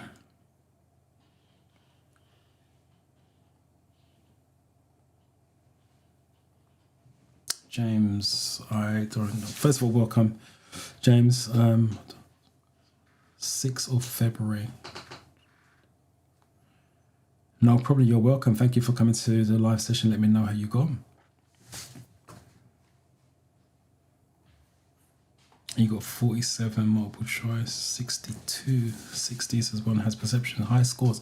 As I keep saying, anything in the 60s on a real test for me is amazing because you guys are holding your nerve to click at the right time, because it's very easy to be nervy and get trigger happy, click too early, too late because you're panicking. So to hold your nerve and get 62 is well done. So well done to you. And again, congratulations once again on passing.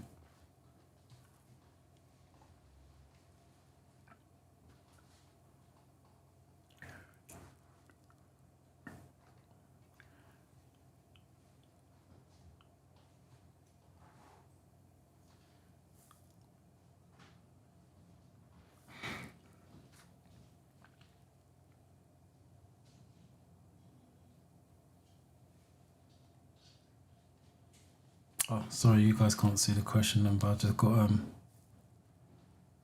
that's my fault. The last one anyway, 20. I'm assuming you meant, because you've been on point so far, so I'm assuming you meant 20, but it's my fault. Couldn't see the question number. I'd have that sorted out by next week because it's cutting off some of the question and cutting out the numbers. I'm not sure why. But I will do a test run next week to be on point.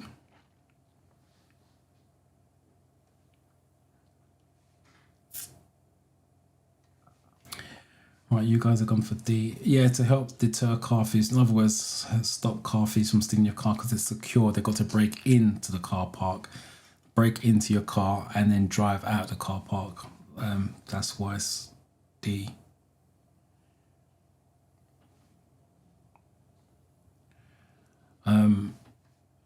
You guys can't see that. I'll do that. Let me just do this.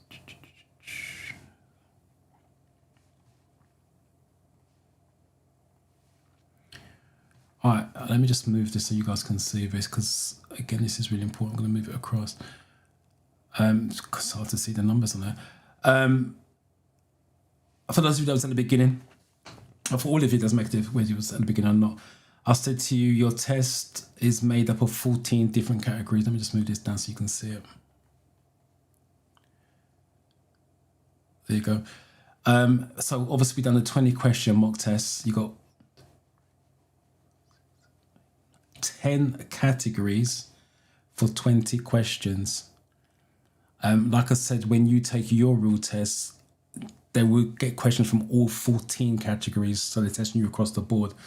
And here we've got rules for 20 questions. You've got rules of the road 4, hazard awareness 4, incidents, accidents and emergencies 3, motorway rules 3, and all the others were 1. And as I said, you don't know how your test is going to be made up, and this is why you want to be studying each category in turn and understand it, and then move up to mock test, where you're going to be tested across the board with that. What most of you guys are doing is just diving straight into mock tests and failing. Obviously, if your knowledge on the category is weak and the mock test threw up 5 of those categories, like it did here with 4 for rules of the road, the chances are you're going to get all 5 wrong. So it doesn't give you a true reading of your mock test.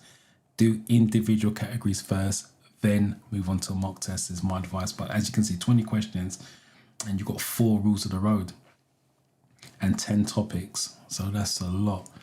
I repeat, you don't know how your test is going to be made up on the day when you take it. So hopefully that makes some sense to you guys. Let me come out of that. I know some of you ask questions. I will come to the questions. I'm going to do something slightly different than I've done before. So let me just cover some of these comments. Have a different attempts for the theory test. My result in hash perception is 62.75.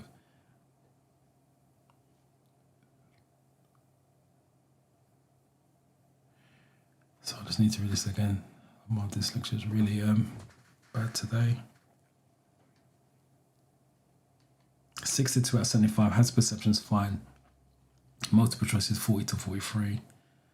Out of 50, it's not 75. Experienced driving. Experienced driving doesn't make difference. Right, the reason why, like I said earlier on, the reason why you're getting 40 to 43, you're not understanding the question or answer. That's why it's consistent. So you're picking the same wrong answers or similar answers wrong all the time. That's the reason why, in my experience, when a score stays stable between 40 to 43, it's a lack of understanding what they are asking, hence why you keep picking the wrong answers. You need to understand it. And then you start to see that score go up, because you won't pick the same wrong answer again and again and again, because you understand why it's wrong, if that makes sense. So that's what you need to do. James, I also recommend you to my friends. Wow. First of all, thank you for recommending. Tell your friend to come on, and thank you for helping him out, because he definitely owes you. And I appreciate the recommendations, because like I said, you guys are helping the channel grow, so more people can end up passing the test. So I appreciate that. But tell your friend to come on and he can thank you live. No problem, appreciate that. Right, I'm going to try and do something slightly different. Like I said, for some reason my stuff has been cut off. I don't know why, but some questions have been asked and I'm going to try something different. So just give me a minute.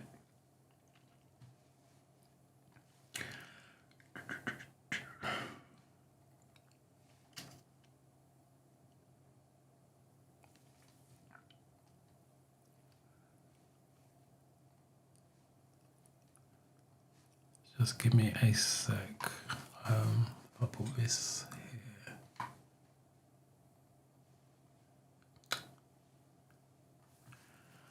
And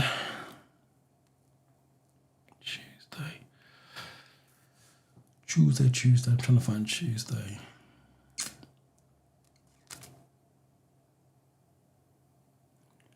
Because someone asked about motorway studs. Hold on.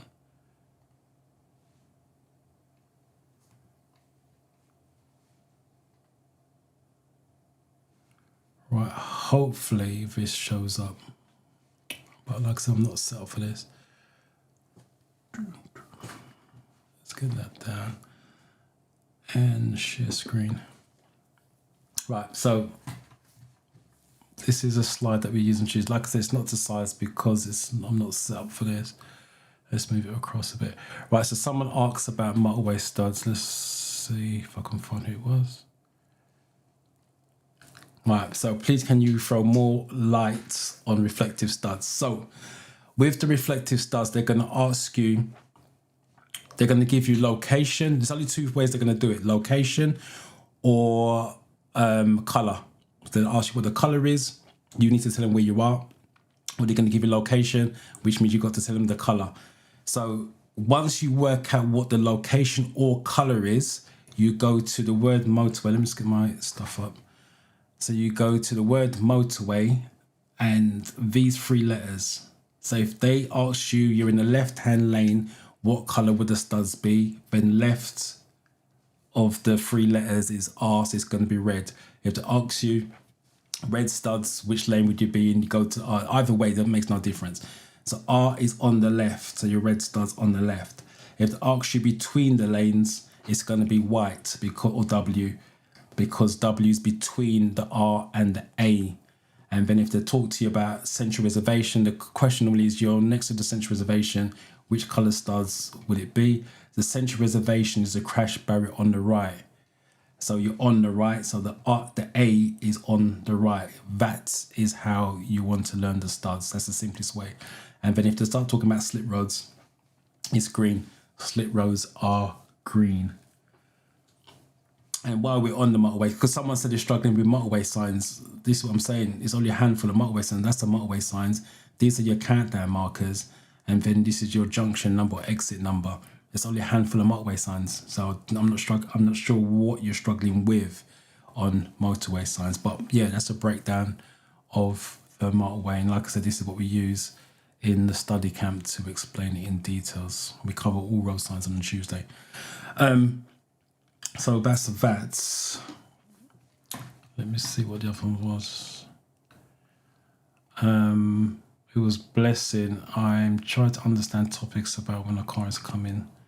You stay on passing side. All right, let me try this one. This is iPad. So, and I can see if I can explain it in more detail. You guys are really getting a lesson today.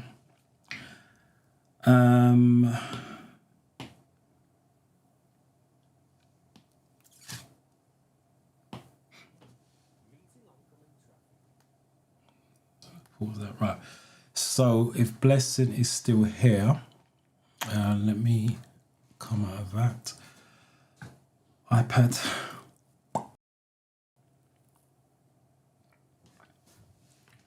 Great, so my iPad, there it is. Right, so Blessing, if you're still here, passing places is you pulling in to the left or you stop opposite in a passing place. So this is what I use in the car when I'm teaching a video. So forget that one. If a car's coming, you pull into the passing place. So the car's coming down will pass you. If that makes sense. So passing place, if a car's coming down and you have a passing place on your side, what should you do? You stop on your side. So you stop where the mini is. So you've come in, the car's coming down. Any cars coming, if you're going up and the obstructions on your side, the white car's on your side, the car coming down has priority. So let me just repeat that. The white car on the left is stopping you from going past. The green car has priority. So passing place is on your left. You're letting the green car come through. Hope that makes sense. Now, if the passing place is opposite you, forget that one. Don't worry about that. So with this one, if you was the white car coming down, you stop opposite the passing place. So you're coming down, so you're stopping opposite where the mini is and allowing the mini to come through. That's what that means. I repeat, if you have the passing place on your side, you pull in to the left, let the car come through. If the passing place is opposite you, you stop opposite the passing place. So the white car's coming down, you're stopping opposite the passing place so the mini can come through, go behind you and go on its way. So that's what passing places mean. On your driving test, it's called meeting situations. So hopefully that makes sense. And I think that was the only one. Oh, we had, what is the meaning of coasting or cruising? Cruising is cruise control, where you set the speed limit on the car. So normally when you're driving a motorway, you can set it to 70 so you don't go over. You can set it in a bit up here for 30 miles an hour. So cruise control is different from coasting. So you're setting the limit. Let me come out of this first. Sorry, got a frog in the throat. Where's the question? So I repeat, the cruise control, you set the limit for the roads, so ideally 70 miles an hour, and then the car keeps you at 70, you can't go over. You can do it for 30 miles an hour as well, keep it at 30, it doesn't go over. That's cruise control. Coasting now is a lack of control. And I'm going to show you that. Let me get the app up. And coasting is iPad. So let's get rid of this. Right, coasting is when the two plates aren't touching. You've got two plates in the car, one connected to the engine, one connected to the wheels. So when the engine's on and you're driving, get rid of this.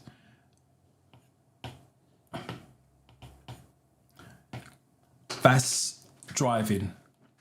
So if you hear the question about engine braking, how should you control your car going down? How should you use the gears to control your car going down the steep hill?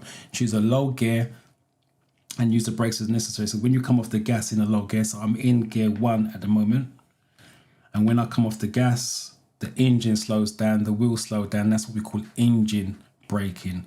Now coasting is when both plates are separated, doing their own separate thing, which is what you don't want. That's a lack of control, because now you see the engine plate is doing its own thing and the wheels are doing their own thing. That is coasting. Coasting is a bad driving technique or a lack of control, are the two answers they use.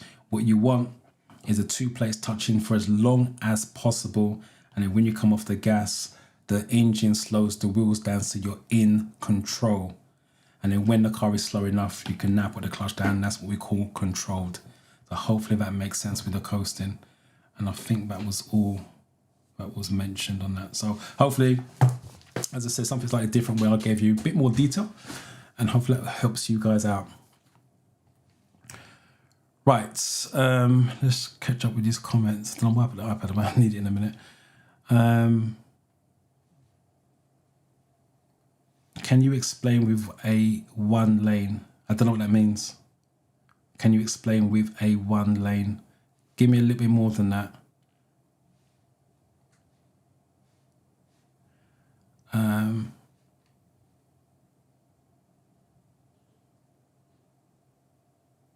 Wow, Marcus became a bus driver. Let me, hold on a minute, let me get rid of that and comment tonight because you deserve a bigger screen for that.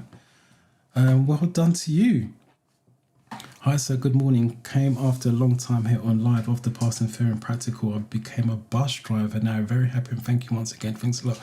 That's amazing. And that's what a license does for you. It opens up different avenues of employment if that's the way you want to go. So well done to you, because driving a bus, got a lot of bus driver friends, and I know that's not kind of easy to do their little bus test as well. So well done. Congratulations. And thank you for coming to let me know. That's much appreciated. And thank you, no problems. All right, so I don't see any other comments on it. Let me just put this one back up.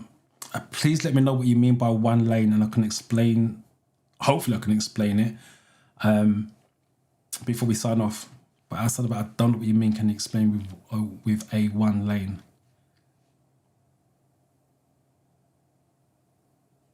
Oh, I just did. That's what a passing place is. The road's only wide enough for one car. So if the passing spot's on your left, you move to the left. If the passing spot's on the right, you stop opposite the passing place on the right. You stay on your left, but you stop opposite the passing place on the right to make the road wide as possible. So the car coming down goes into that space to your right, and then you go behind it. A passing place is only one room for one car up or down. That's why it's called a passing place. If there's wide enough for two cars, it's not a passing place because you're not stopping. And based on that, let me just get my iPad back out again, and let me just show you how the theory test and everything is all linked together. So, what am I looking for? Driving test report sheet. So, get rid of this. And share iPad. Right, so this is your driving test report sheet. So as I keep saying every single week, your theory test is going to be used on your driving lessons and your driving test day, because this is the sheet the examiner got. Let me go straight to box 22. We just spoke about passing places or meeting places for the driving test. That's where the road is narrow for one car up or down. You either move to the space to the left, or you stop opposite the space to the right. So the examiner will take you on a narrow road. He's hoping that a car comes down to see how you interact with it, and that's what you do. If you don't interact with it the right manner, that's the box is going to get marked in. We spoke about lane discipline on the motorway questions. Which lane should you stay in? That's the same for dual carriageway. So if you don't stay in the correct lane, you're going to get marked down box 23, position normal driving. So that's where it goes. We done, what was it? Traffic signs, box 17, road markings, traffic lights, traffic controllers, other road users. That's your theory test from right there, just summed up right there. If you don't know your pedestrian crossings, because obviously on the theory test they talk about toucan crossings, puffins and all the rest of it, what colour comes next, that's where it's going to be. I mentioned earlier on, you should not park within 10 meters of a junction. The examiner's watching where you park up on your driving test. So if you don't stop in a safe place, it gets marked in box 25. And how should you signal to go straight ahead at a roundabout was one of the first questions we had today. It will come under box 15, signals correctly, necessary, correctly, or timed. So like I said, that's your theory right there. So the examiner's not asking you questions, he's watching you apply the theory on your driving test. If you don't, it gets marked in a relevant box. And that's the difference between passing and failing. Now, hazard perception, let me just make sure there's no comments on there that I'm missing. Yeah. So, hazard perception, and this is for, let me see if I can find his name. I was going to call you Sheriff. I can't pronounce your first name. If you're still here. So you're finding hazard perception a bit difficult. Hazard perception is, let me again come out of this one so it's easier. Right, hazard perception for all of you is anything's going to call you to slow down or change direction. It's the equivalent of you checking the mirrors when you're doing the video. So you see a problem, you're driving down the road, you see a problem, the first thing you should do is check your mirrors. That's what they're trying to get you to train to do. So a hazard is anything that's going to call you to slow down or change direction. The way you want to think of it is that you're driving. If you feel that you have to go for the brake to slow down, or you feel that you would need to turn the steering wheel to avoid the problem, then you should be clicking. And you want to go for 2 clicks per problem. So you click when you see the problem, and then you go 1, 2, and then click again. So it's 2 clicks per problem. If you have to go for a third one, then go for a third one. If you're clicking on things that exist, that's going to call you to slow down and change direction. It won't be too many clicks.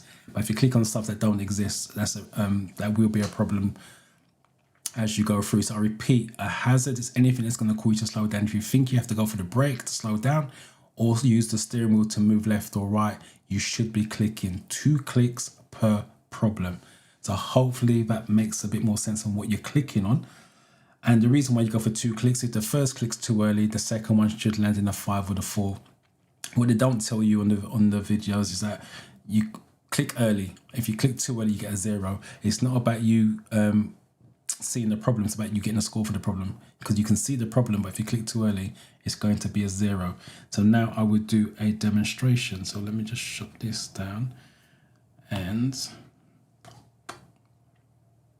show your iPad again and get rid of this. So let me do a real life clip first. These are poor quality. So if you get a low score on the real life clips, I wouldn't be too concerned about it, to be fair, because they're poor quality. When you go for the real test, they're all CGIs. And that's where you want to be getting your 5s and 4s on the CGIs. But if you're getting 1s and 2s on the real life, sometimes the scores don't tally. But let me find one with no stars. This has got no stars, so let me do this. I'll do a commentary drive so you know why I'm clicking as well. So I'll talk out loud. I'm in the right hand lane for some reason. So always try to look way down the road. So be on the white van, work your way back side to side. Can't see anything going on. Poor quality.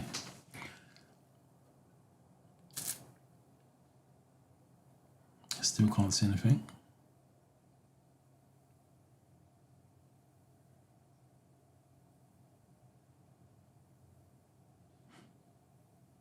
Still can't see anything. There's nothing to click on at this side. That car's swerving left and right though. The one to my left.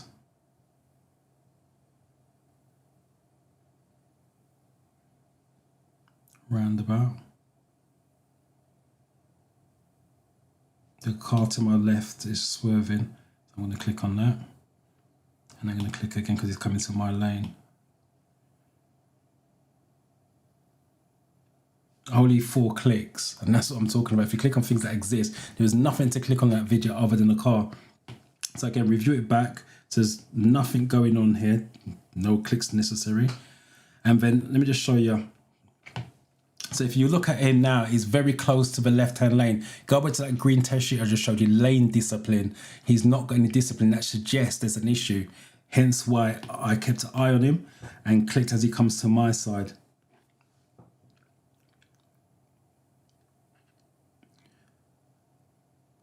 So I'm going to pause it when my first click comes into play.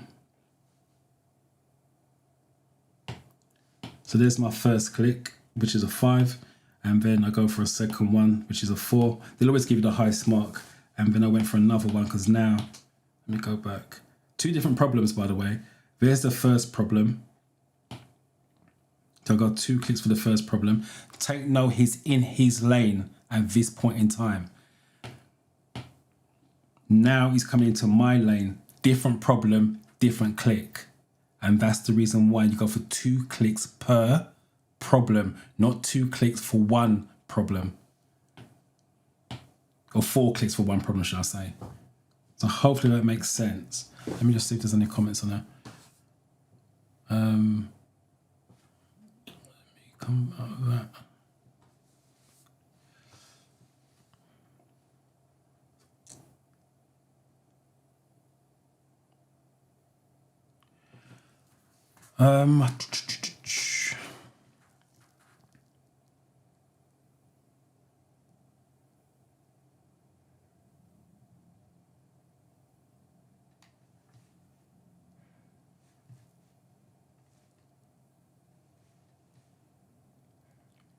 Should I click on cars passing by? When you say passing by, do you mean coming towards you? If that's what you mean, it depends on the size of the road.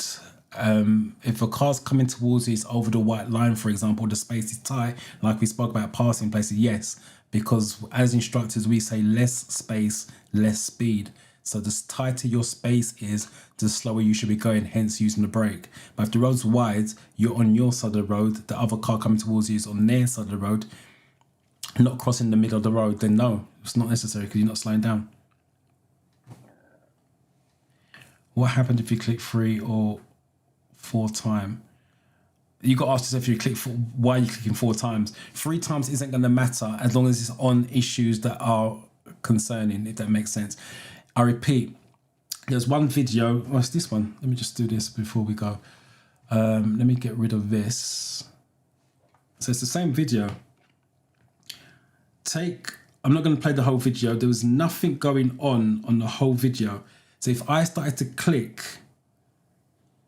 in the space you can see that's all red now, they're going to be asking me questions. Why are you clicking so many times on that part of the video when there is nothing to click on? Because nothing caused me to slow down, nothing caused me to change direction. But as soon as things start to happen in this region, that's when I start to click. Now, if I went to click 3 times for that problem, it will not be too many clicks. But could you imagine if I was clicking all the way through this part of the video, nothing going on 3 times, over and over, and then I got to this stage, it could add up to too many clicks. I repeat, if you click on things that exist, as in gonna cause you a problem, it's not gonna be an issue. But if you click on things that don't exist, then it can become an issue. That's my point. So only click on things that's gonna cause you to slow down or change direction. If it's not a problem, do not be clicking for it. So if you wanna go for 3 clicks, fine. I teach 2. I know some instructors teach 3. It's not a problem, providing you're clicking on things that exist.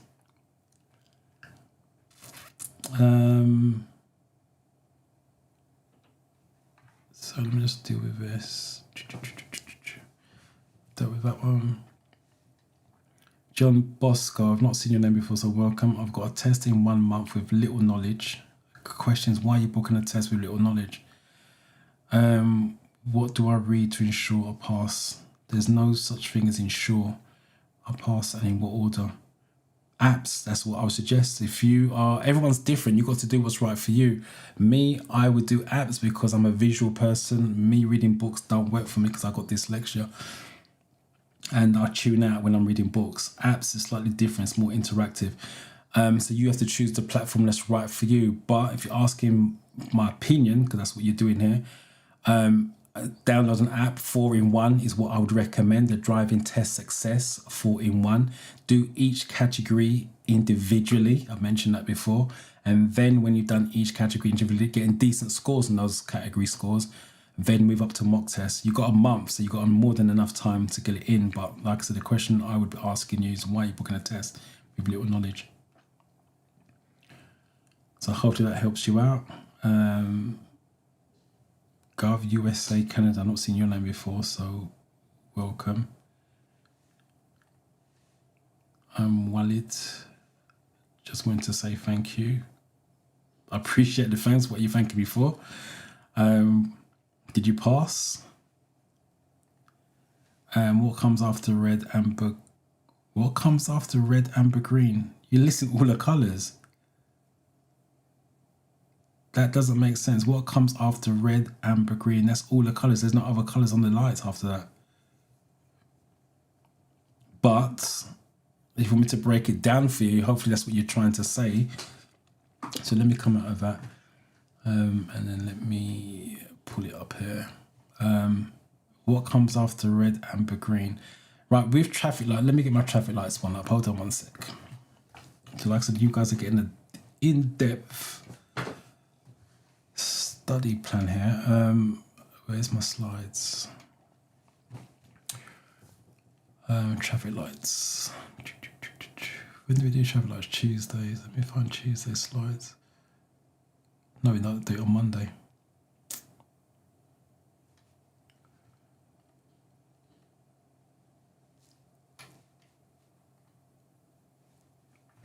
Right. Let me get rid of these red marks. All right.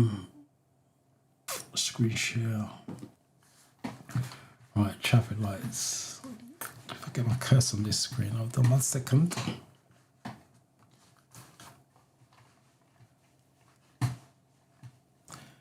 Eventually. Right, so traffic lights with images. I'll say this a lot in my study camp. With images, you go from bottom to top. That's how you want to read images, because it makes life a lot easier to understand image. I keep saying understanding is crucial. So you go from bottom to top. So based on that information, we start at the bottom, because traffic lights go up single colors. It goes up green, and then it goes amber, and then it goes red. So when they ask you what color comes next after green, you know it's going to be steady amber. When they ask you what color comes after steady amber, it's going to be red. It goes up single colors. Now, if they say to you what color comes after red, you know it's already at the top. So when it comes down as a double, red and amber. Makes life a lot easier to understand the light colors, a light sequence. I repeat, understanding is crucial. So I repeat, up single colors, green, steady amber, red, and then it comes down as a double, red and amber, back to green.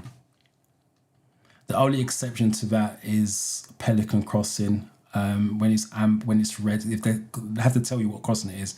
So if it's Pelican, it's red. When it comes down as a flashing amber. So it still goes up. All the lights are identical, up single, but when it comes down on a Pelican, it comes down as a single and it's a flashing amber. And I do Pelicans in the class as well, but I'm not gonna get my Pelican crossing one out here. Right, so hopefully that tidies it up for you. And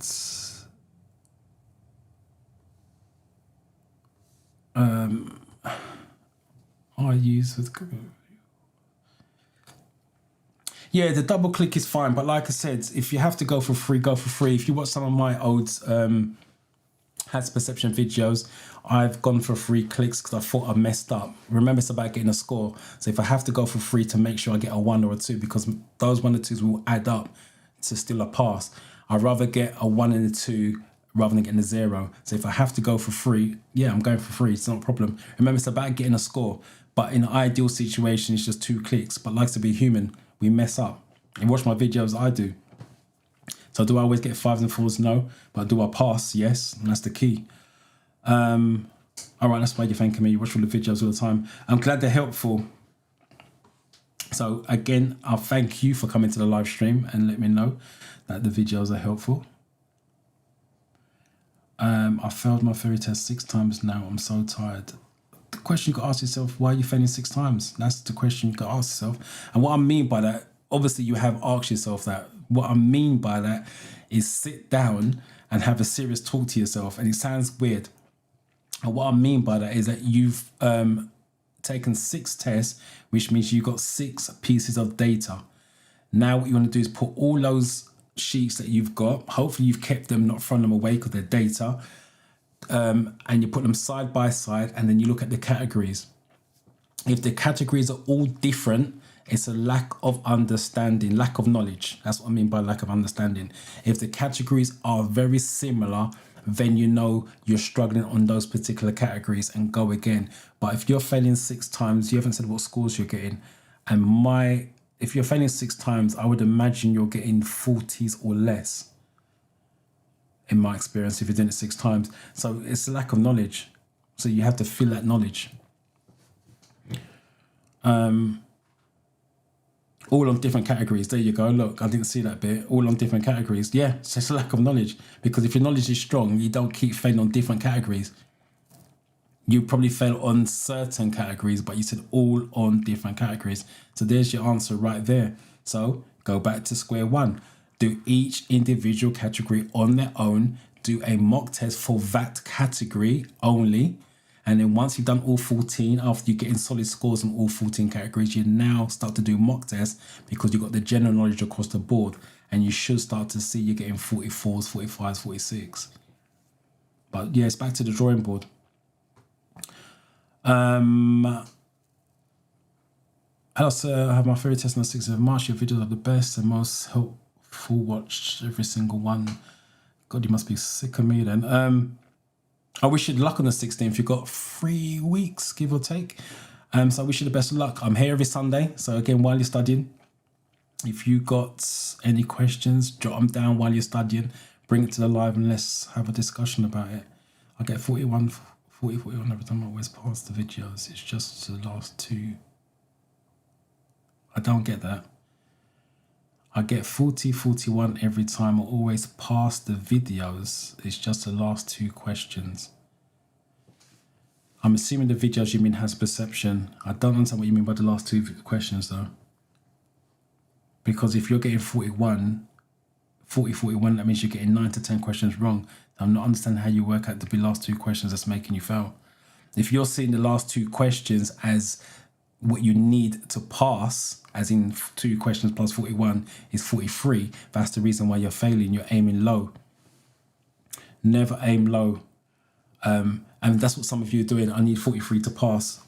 The problem with aiming 43, you told your brain already, I just need 43. And what happens is if you make a silly mistake on there, you now got 42, which you fail. You want to aim for 50. And that way, if you mess up, you should what I call fall forwards, because if you're aiming for 50 and you get 2, 3, 4, 5 questions wrong, you're still going to pass. If you aim for 43 and you mess up, you now fall backwards, which is behind the finish line, 42, 41. So always aim for 50. So if you're saying the last 2 questions is causing you to fail, that's the wrong attitude to have, because you're getting 10 questions wrong based on the 40 mark.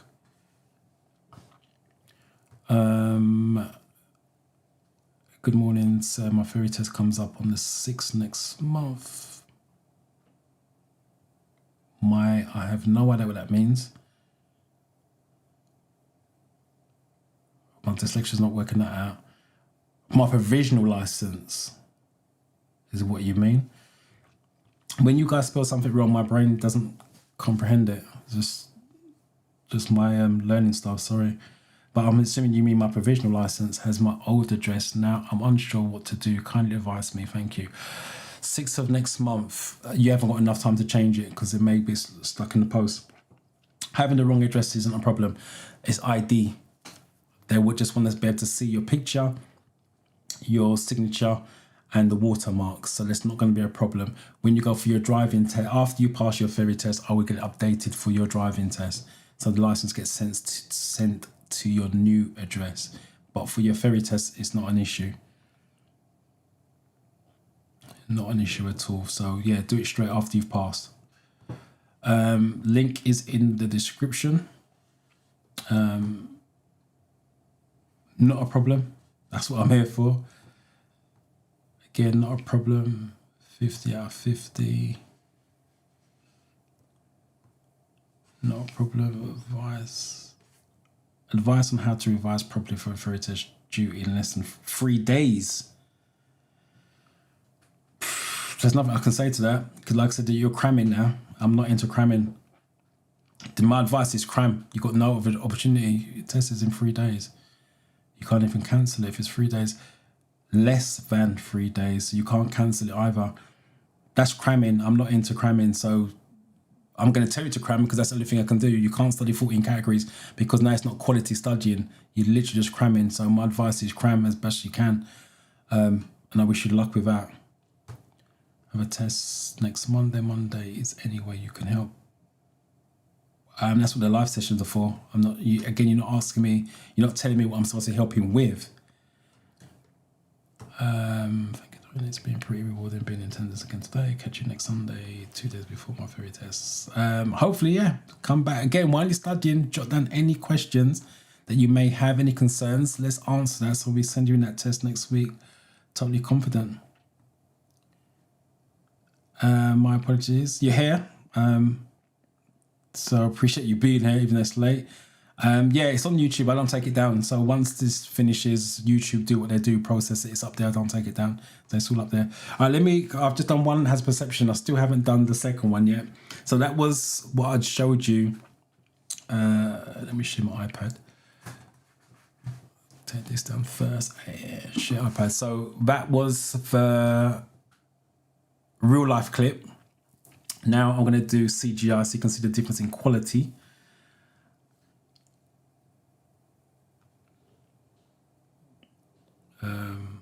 So when you go for the real test, they're all CGIs. So like I said, that's what you really want to focus on when you're practicing. So if you get low scores on those real life clips, don't be too hard on yourself because sometimes the scoring and the quality doesn't tally, but on the CGIs they do.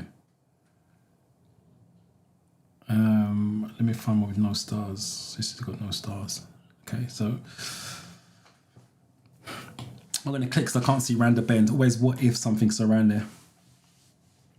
And then when you're watching the video, always scan from left to right, right to left, because road signs are on the pavement. That's why you want to scan. Well, some of you guys, there's something in the road up there, so I'm going to click on that. I don't know what it is. As soon as you see a problem, click. Side roads, there's nothing coming from my left and nothing coming from the right on the side roads. So like I said, scan. Cars coming towards me, scan to my left side road. See the reflection of the van. Or milk float.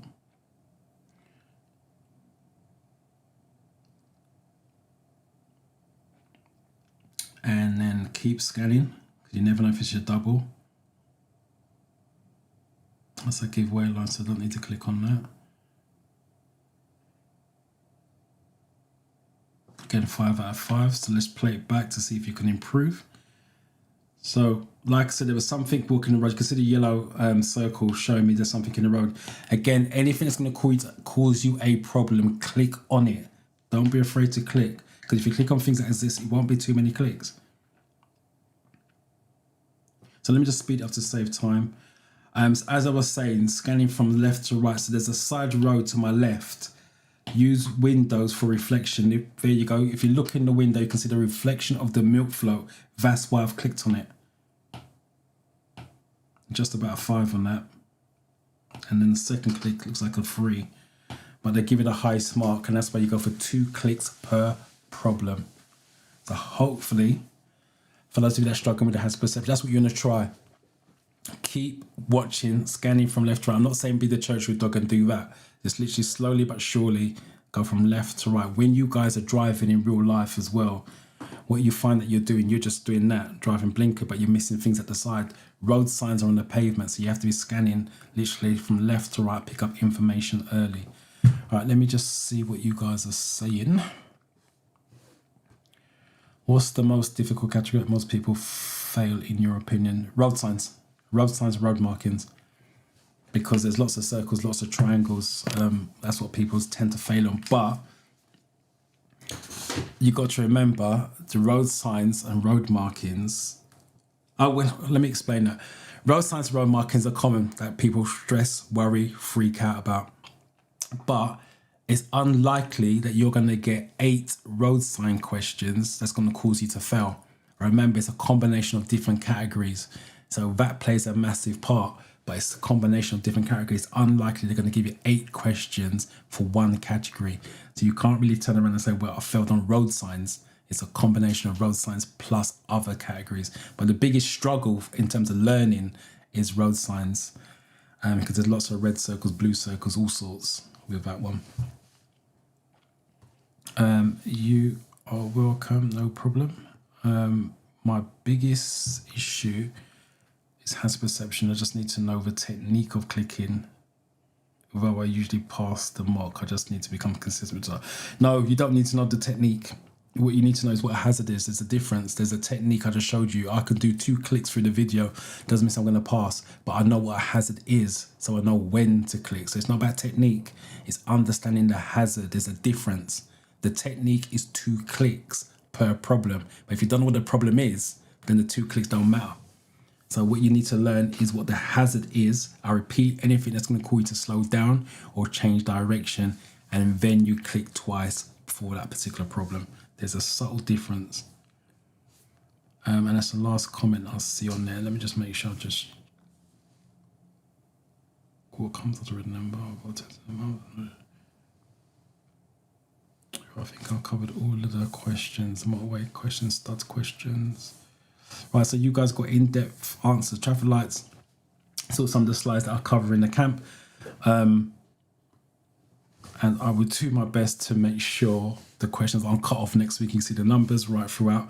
I don't know when that's happened today, but it's live and it happens. We still go. So if you guys got a test coming up this week, wish you the best of luck with it. And if you're studying this week, write down any questions or answers that you are struggling with. Bring it next week and let's discuss it.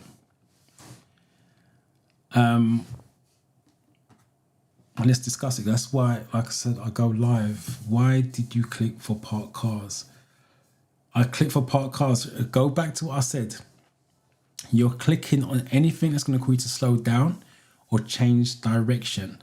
Now, when you're driving, for those of you not taking driving lessons, you drive a meter from the curb. So if I'm a meter from the curb and a car is parked up, I can't stay a meter from the curb. So I need to go around the parked car, still being a meter from the parked car. I'm changing directions. So I need to check my wing mirror to make sure when I move to the right, I'm not knocking a cyclist over. Remember, the click is you checking the mirrors. So I'm clicking for parked cars because I need to shift direction. I repeat, a hazard is anything that's going to cause you to slow down or change direction. If a parked car causes you to do that, then click. So hopefully that answers your question. Coming up on the 10th of next month, please can you enlighten me more on documents and safety in vehicle? Enlighten. The documents and safety is the smallest category on this, only 27. I can't enlighten you on it because it's a category, 27 questions. That's a session in itself. What if there's loads of parked cars in a row? Sorry, let me just do this one. It's only one car. If there's lots of parked cars in a row, let me show you something. Hold on one sec. How can I do this? What's the best way of doing it? All right, let me just quickly do this because I've still got it up. You guys are overthinking this. You want to simplify it. Share screen. Right, I've got the traffic light ones up. Forget the traffic lights. We're not talking about that. Right. Let's just say, for argument's sake, these are parked cars. These red lines are parked cars, right? So you got 1, 2, 3, 4, 5 cars parked up.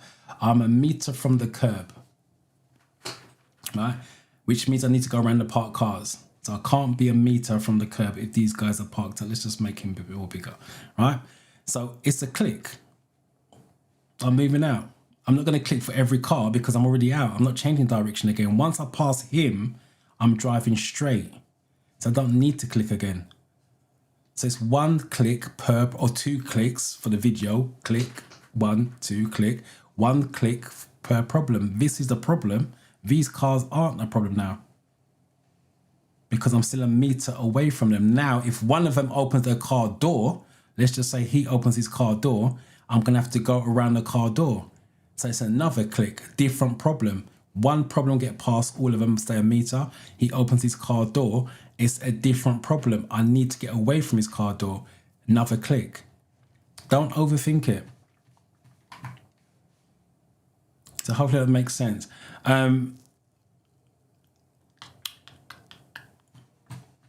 Someone asked me a question there. Let me just see if the question's here.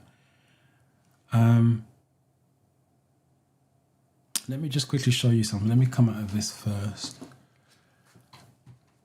I can't enlighten you on documents, by the way. Sorry, that's a whole teaching session. What am I looking for? Okay, you know. And I'm going to show you why it's a whole training session. Hold on 1 second. When do we do that? Monday.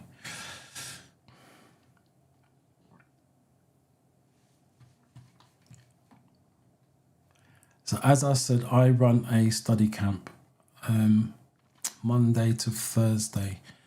And you've just come on here asking me, enlighten you about documents. Documents is the smallest section on the theory test, 27 questions only. But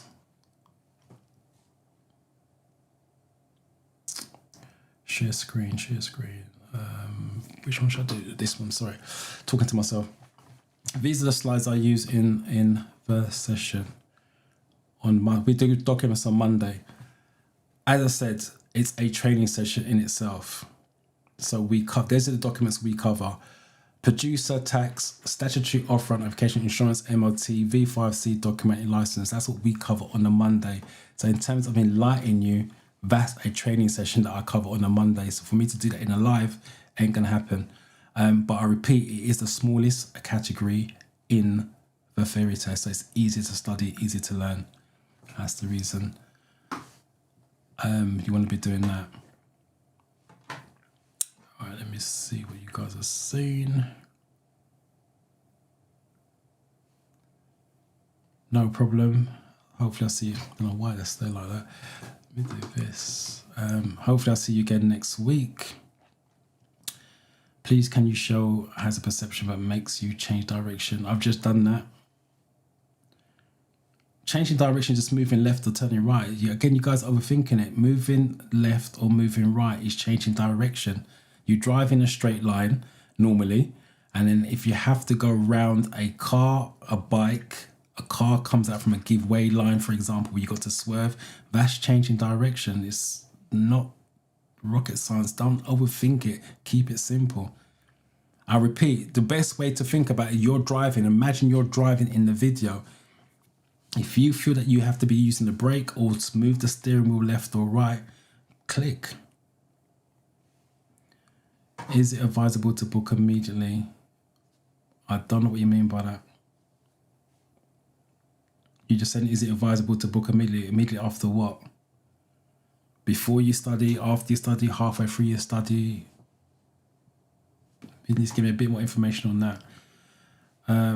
If cars are parked individually, if there's a bit of a distance between them, is it the same? You're overthinking that. You're overthinking. The answer is no. Because the car's the distance, you don't go in, out when you're driving. You stay a meter. There's no point going in, out, shake it all about. That's not how you drive. You drive, if there's a small gap in between cars, you stay out. There's no point going in to come back out. But again, you're overthinking it. And I'll give you another advice for all of you. If you're asking a lot of questions about cars parked individually, remember you are studying at home. There's nothing wrong with practicing. So if you feel that you need to click in between the cars, if you see the video shifting left and right like that, which you won't, then click. Practice. If you click too many times, you'll understand it's too many times. You'll start to understand. If you notice when I did the video, I said click, and when I've done the video, I rewind it back to see if you can improve. So you can look at your mistakes, if that makes sense. So don't be afraid to make the mistake. You have to make mistakes to learn. There's nothing wrong with that. So don't think you have to do the has perception, get it right every time. Learn from mistakes. So if you feel that you need to click on individual cars, give it a go and see what happens. Because I guarantee if you're doing that, you're going to click too many times. Now you know that you can't do that. That's how you learn. But don't overthink it. The has perception is very simple. Just the car moves left or right once, click. It's not going to go in and out of individual parked cars. We don't drive like that. If you did, you're not passing your driving test, that's for sure.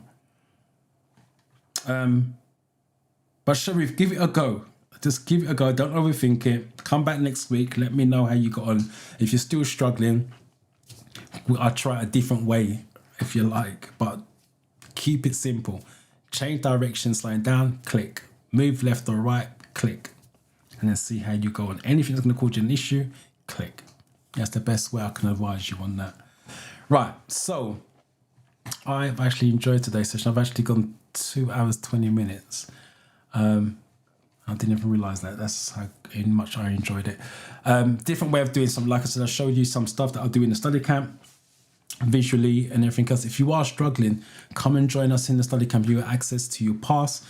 Not a problem. You get individual learning on a Wednesday where we do a live review of your studying.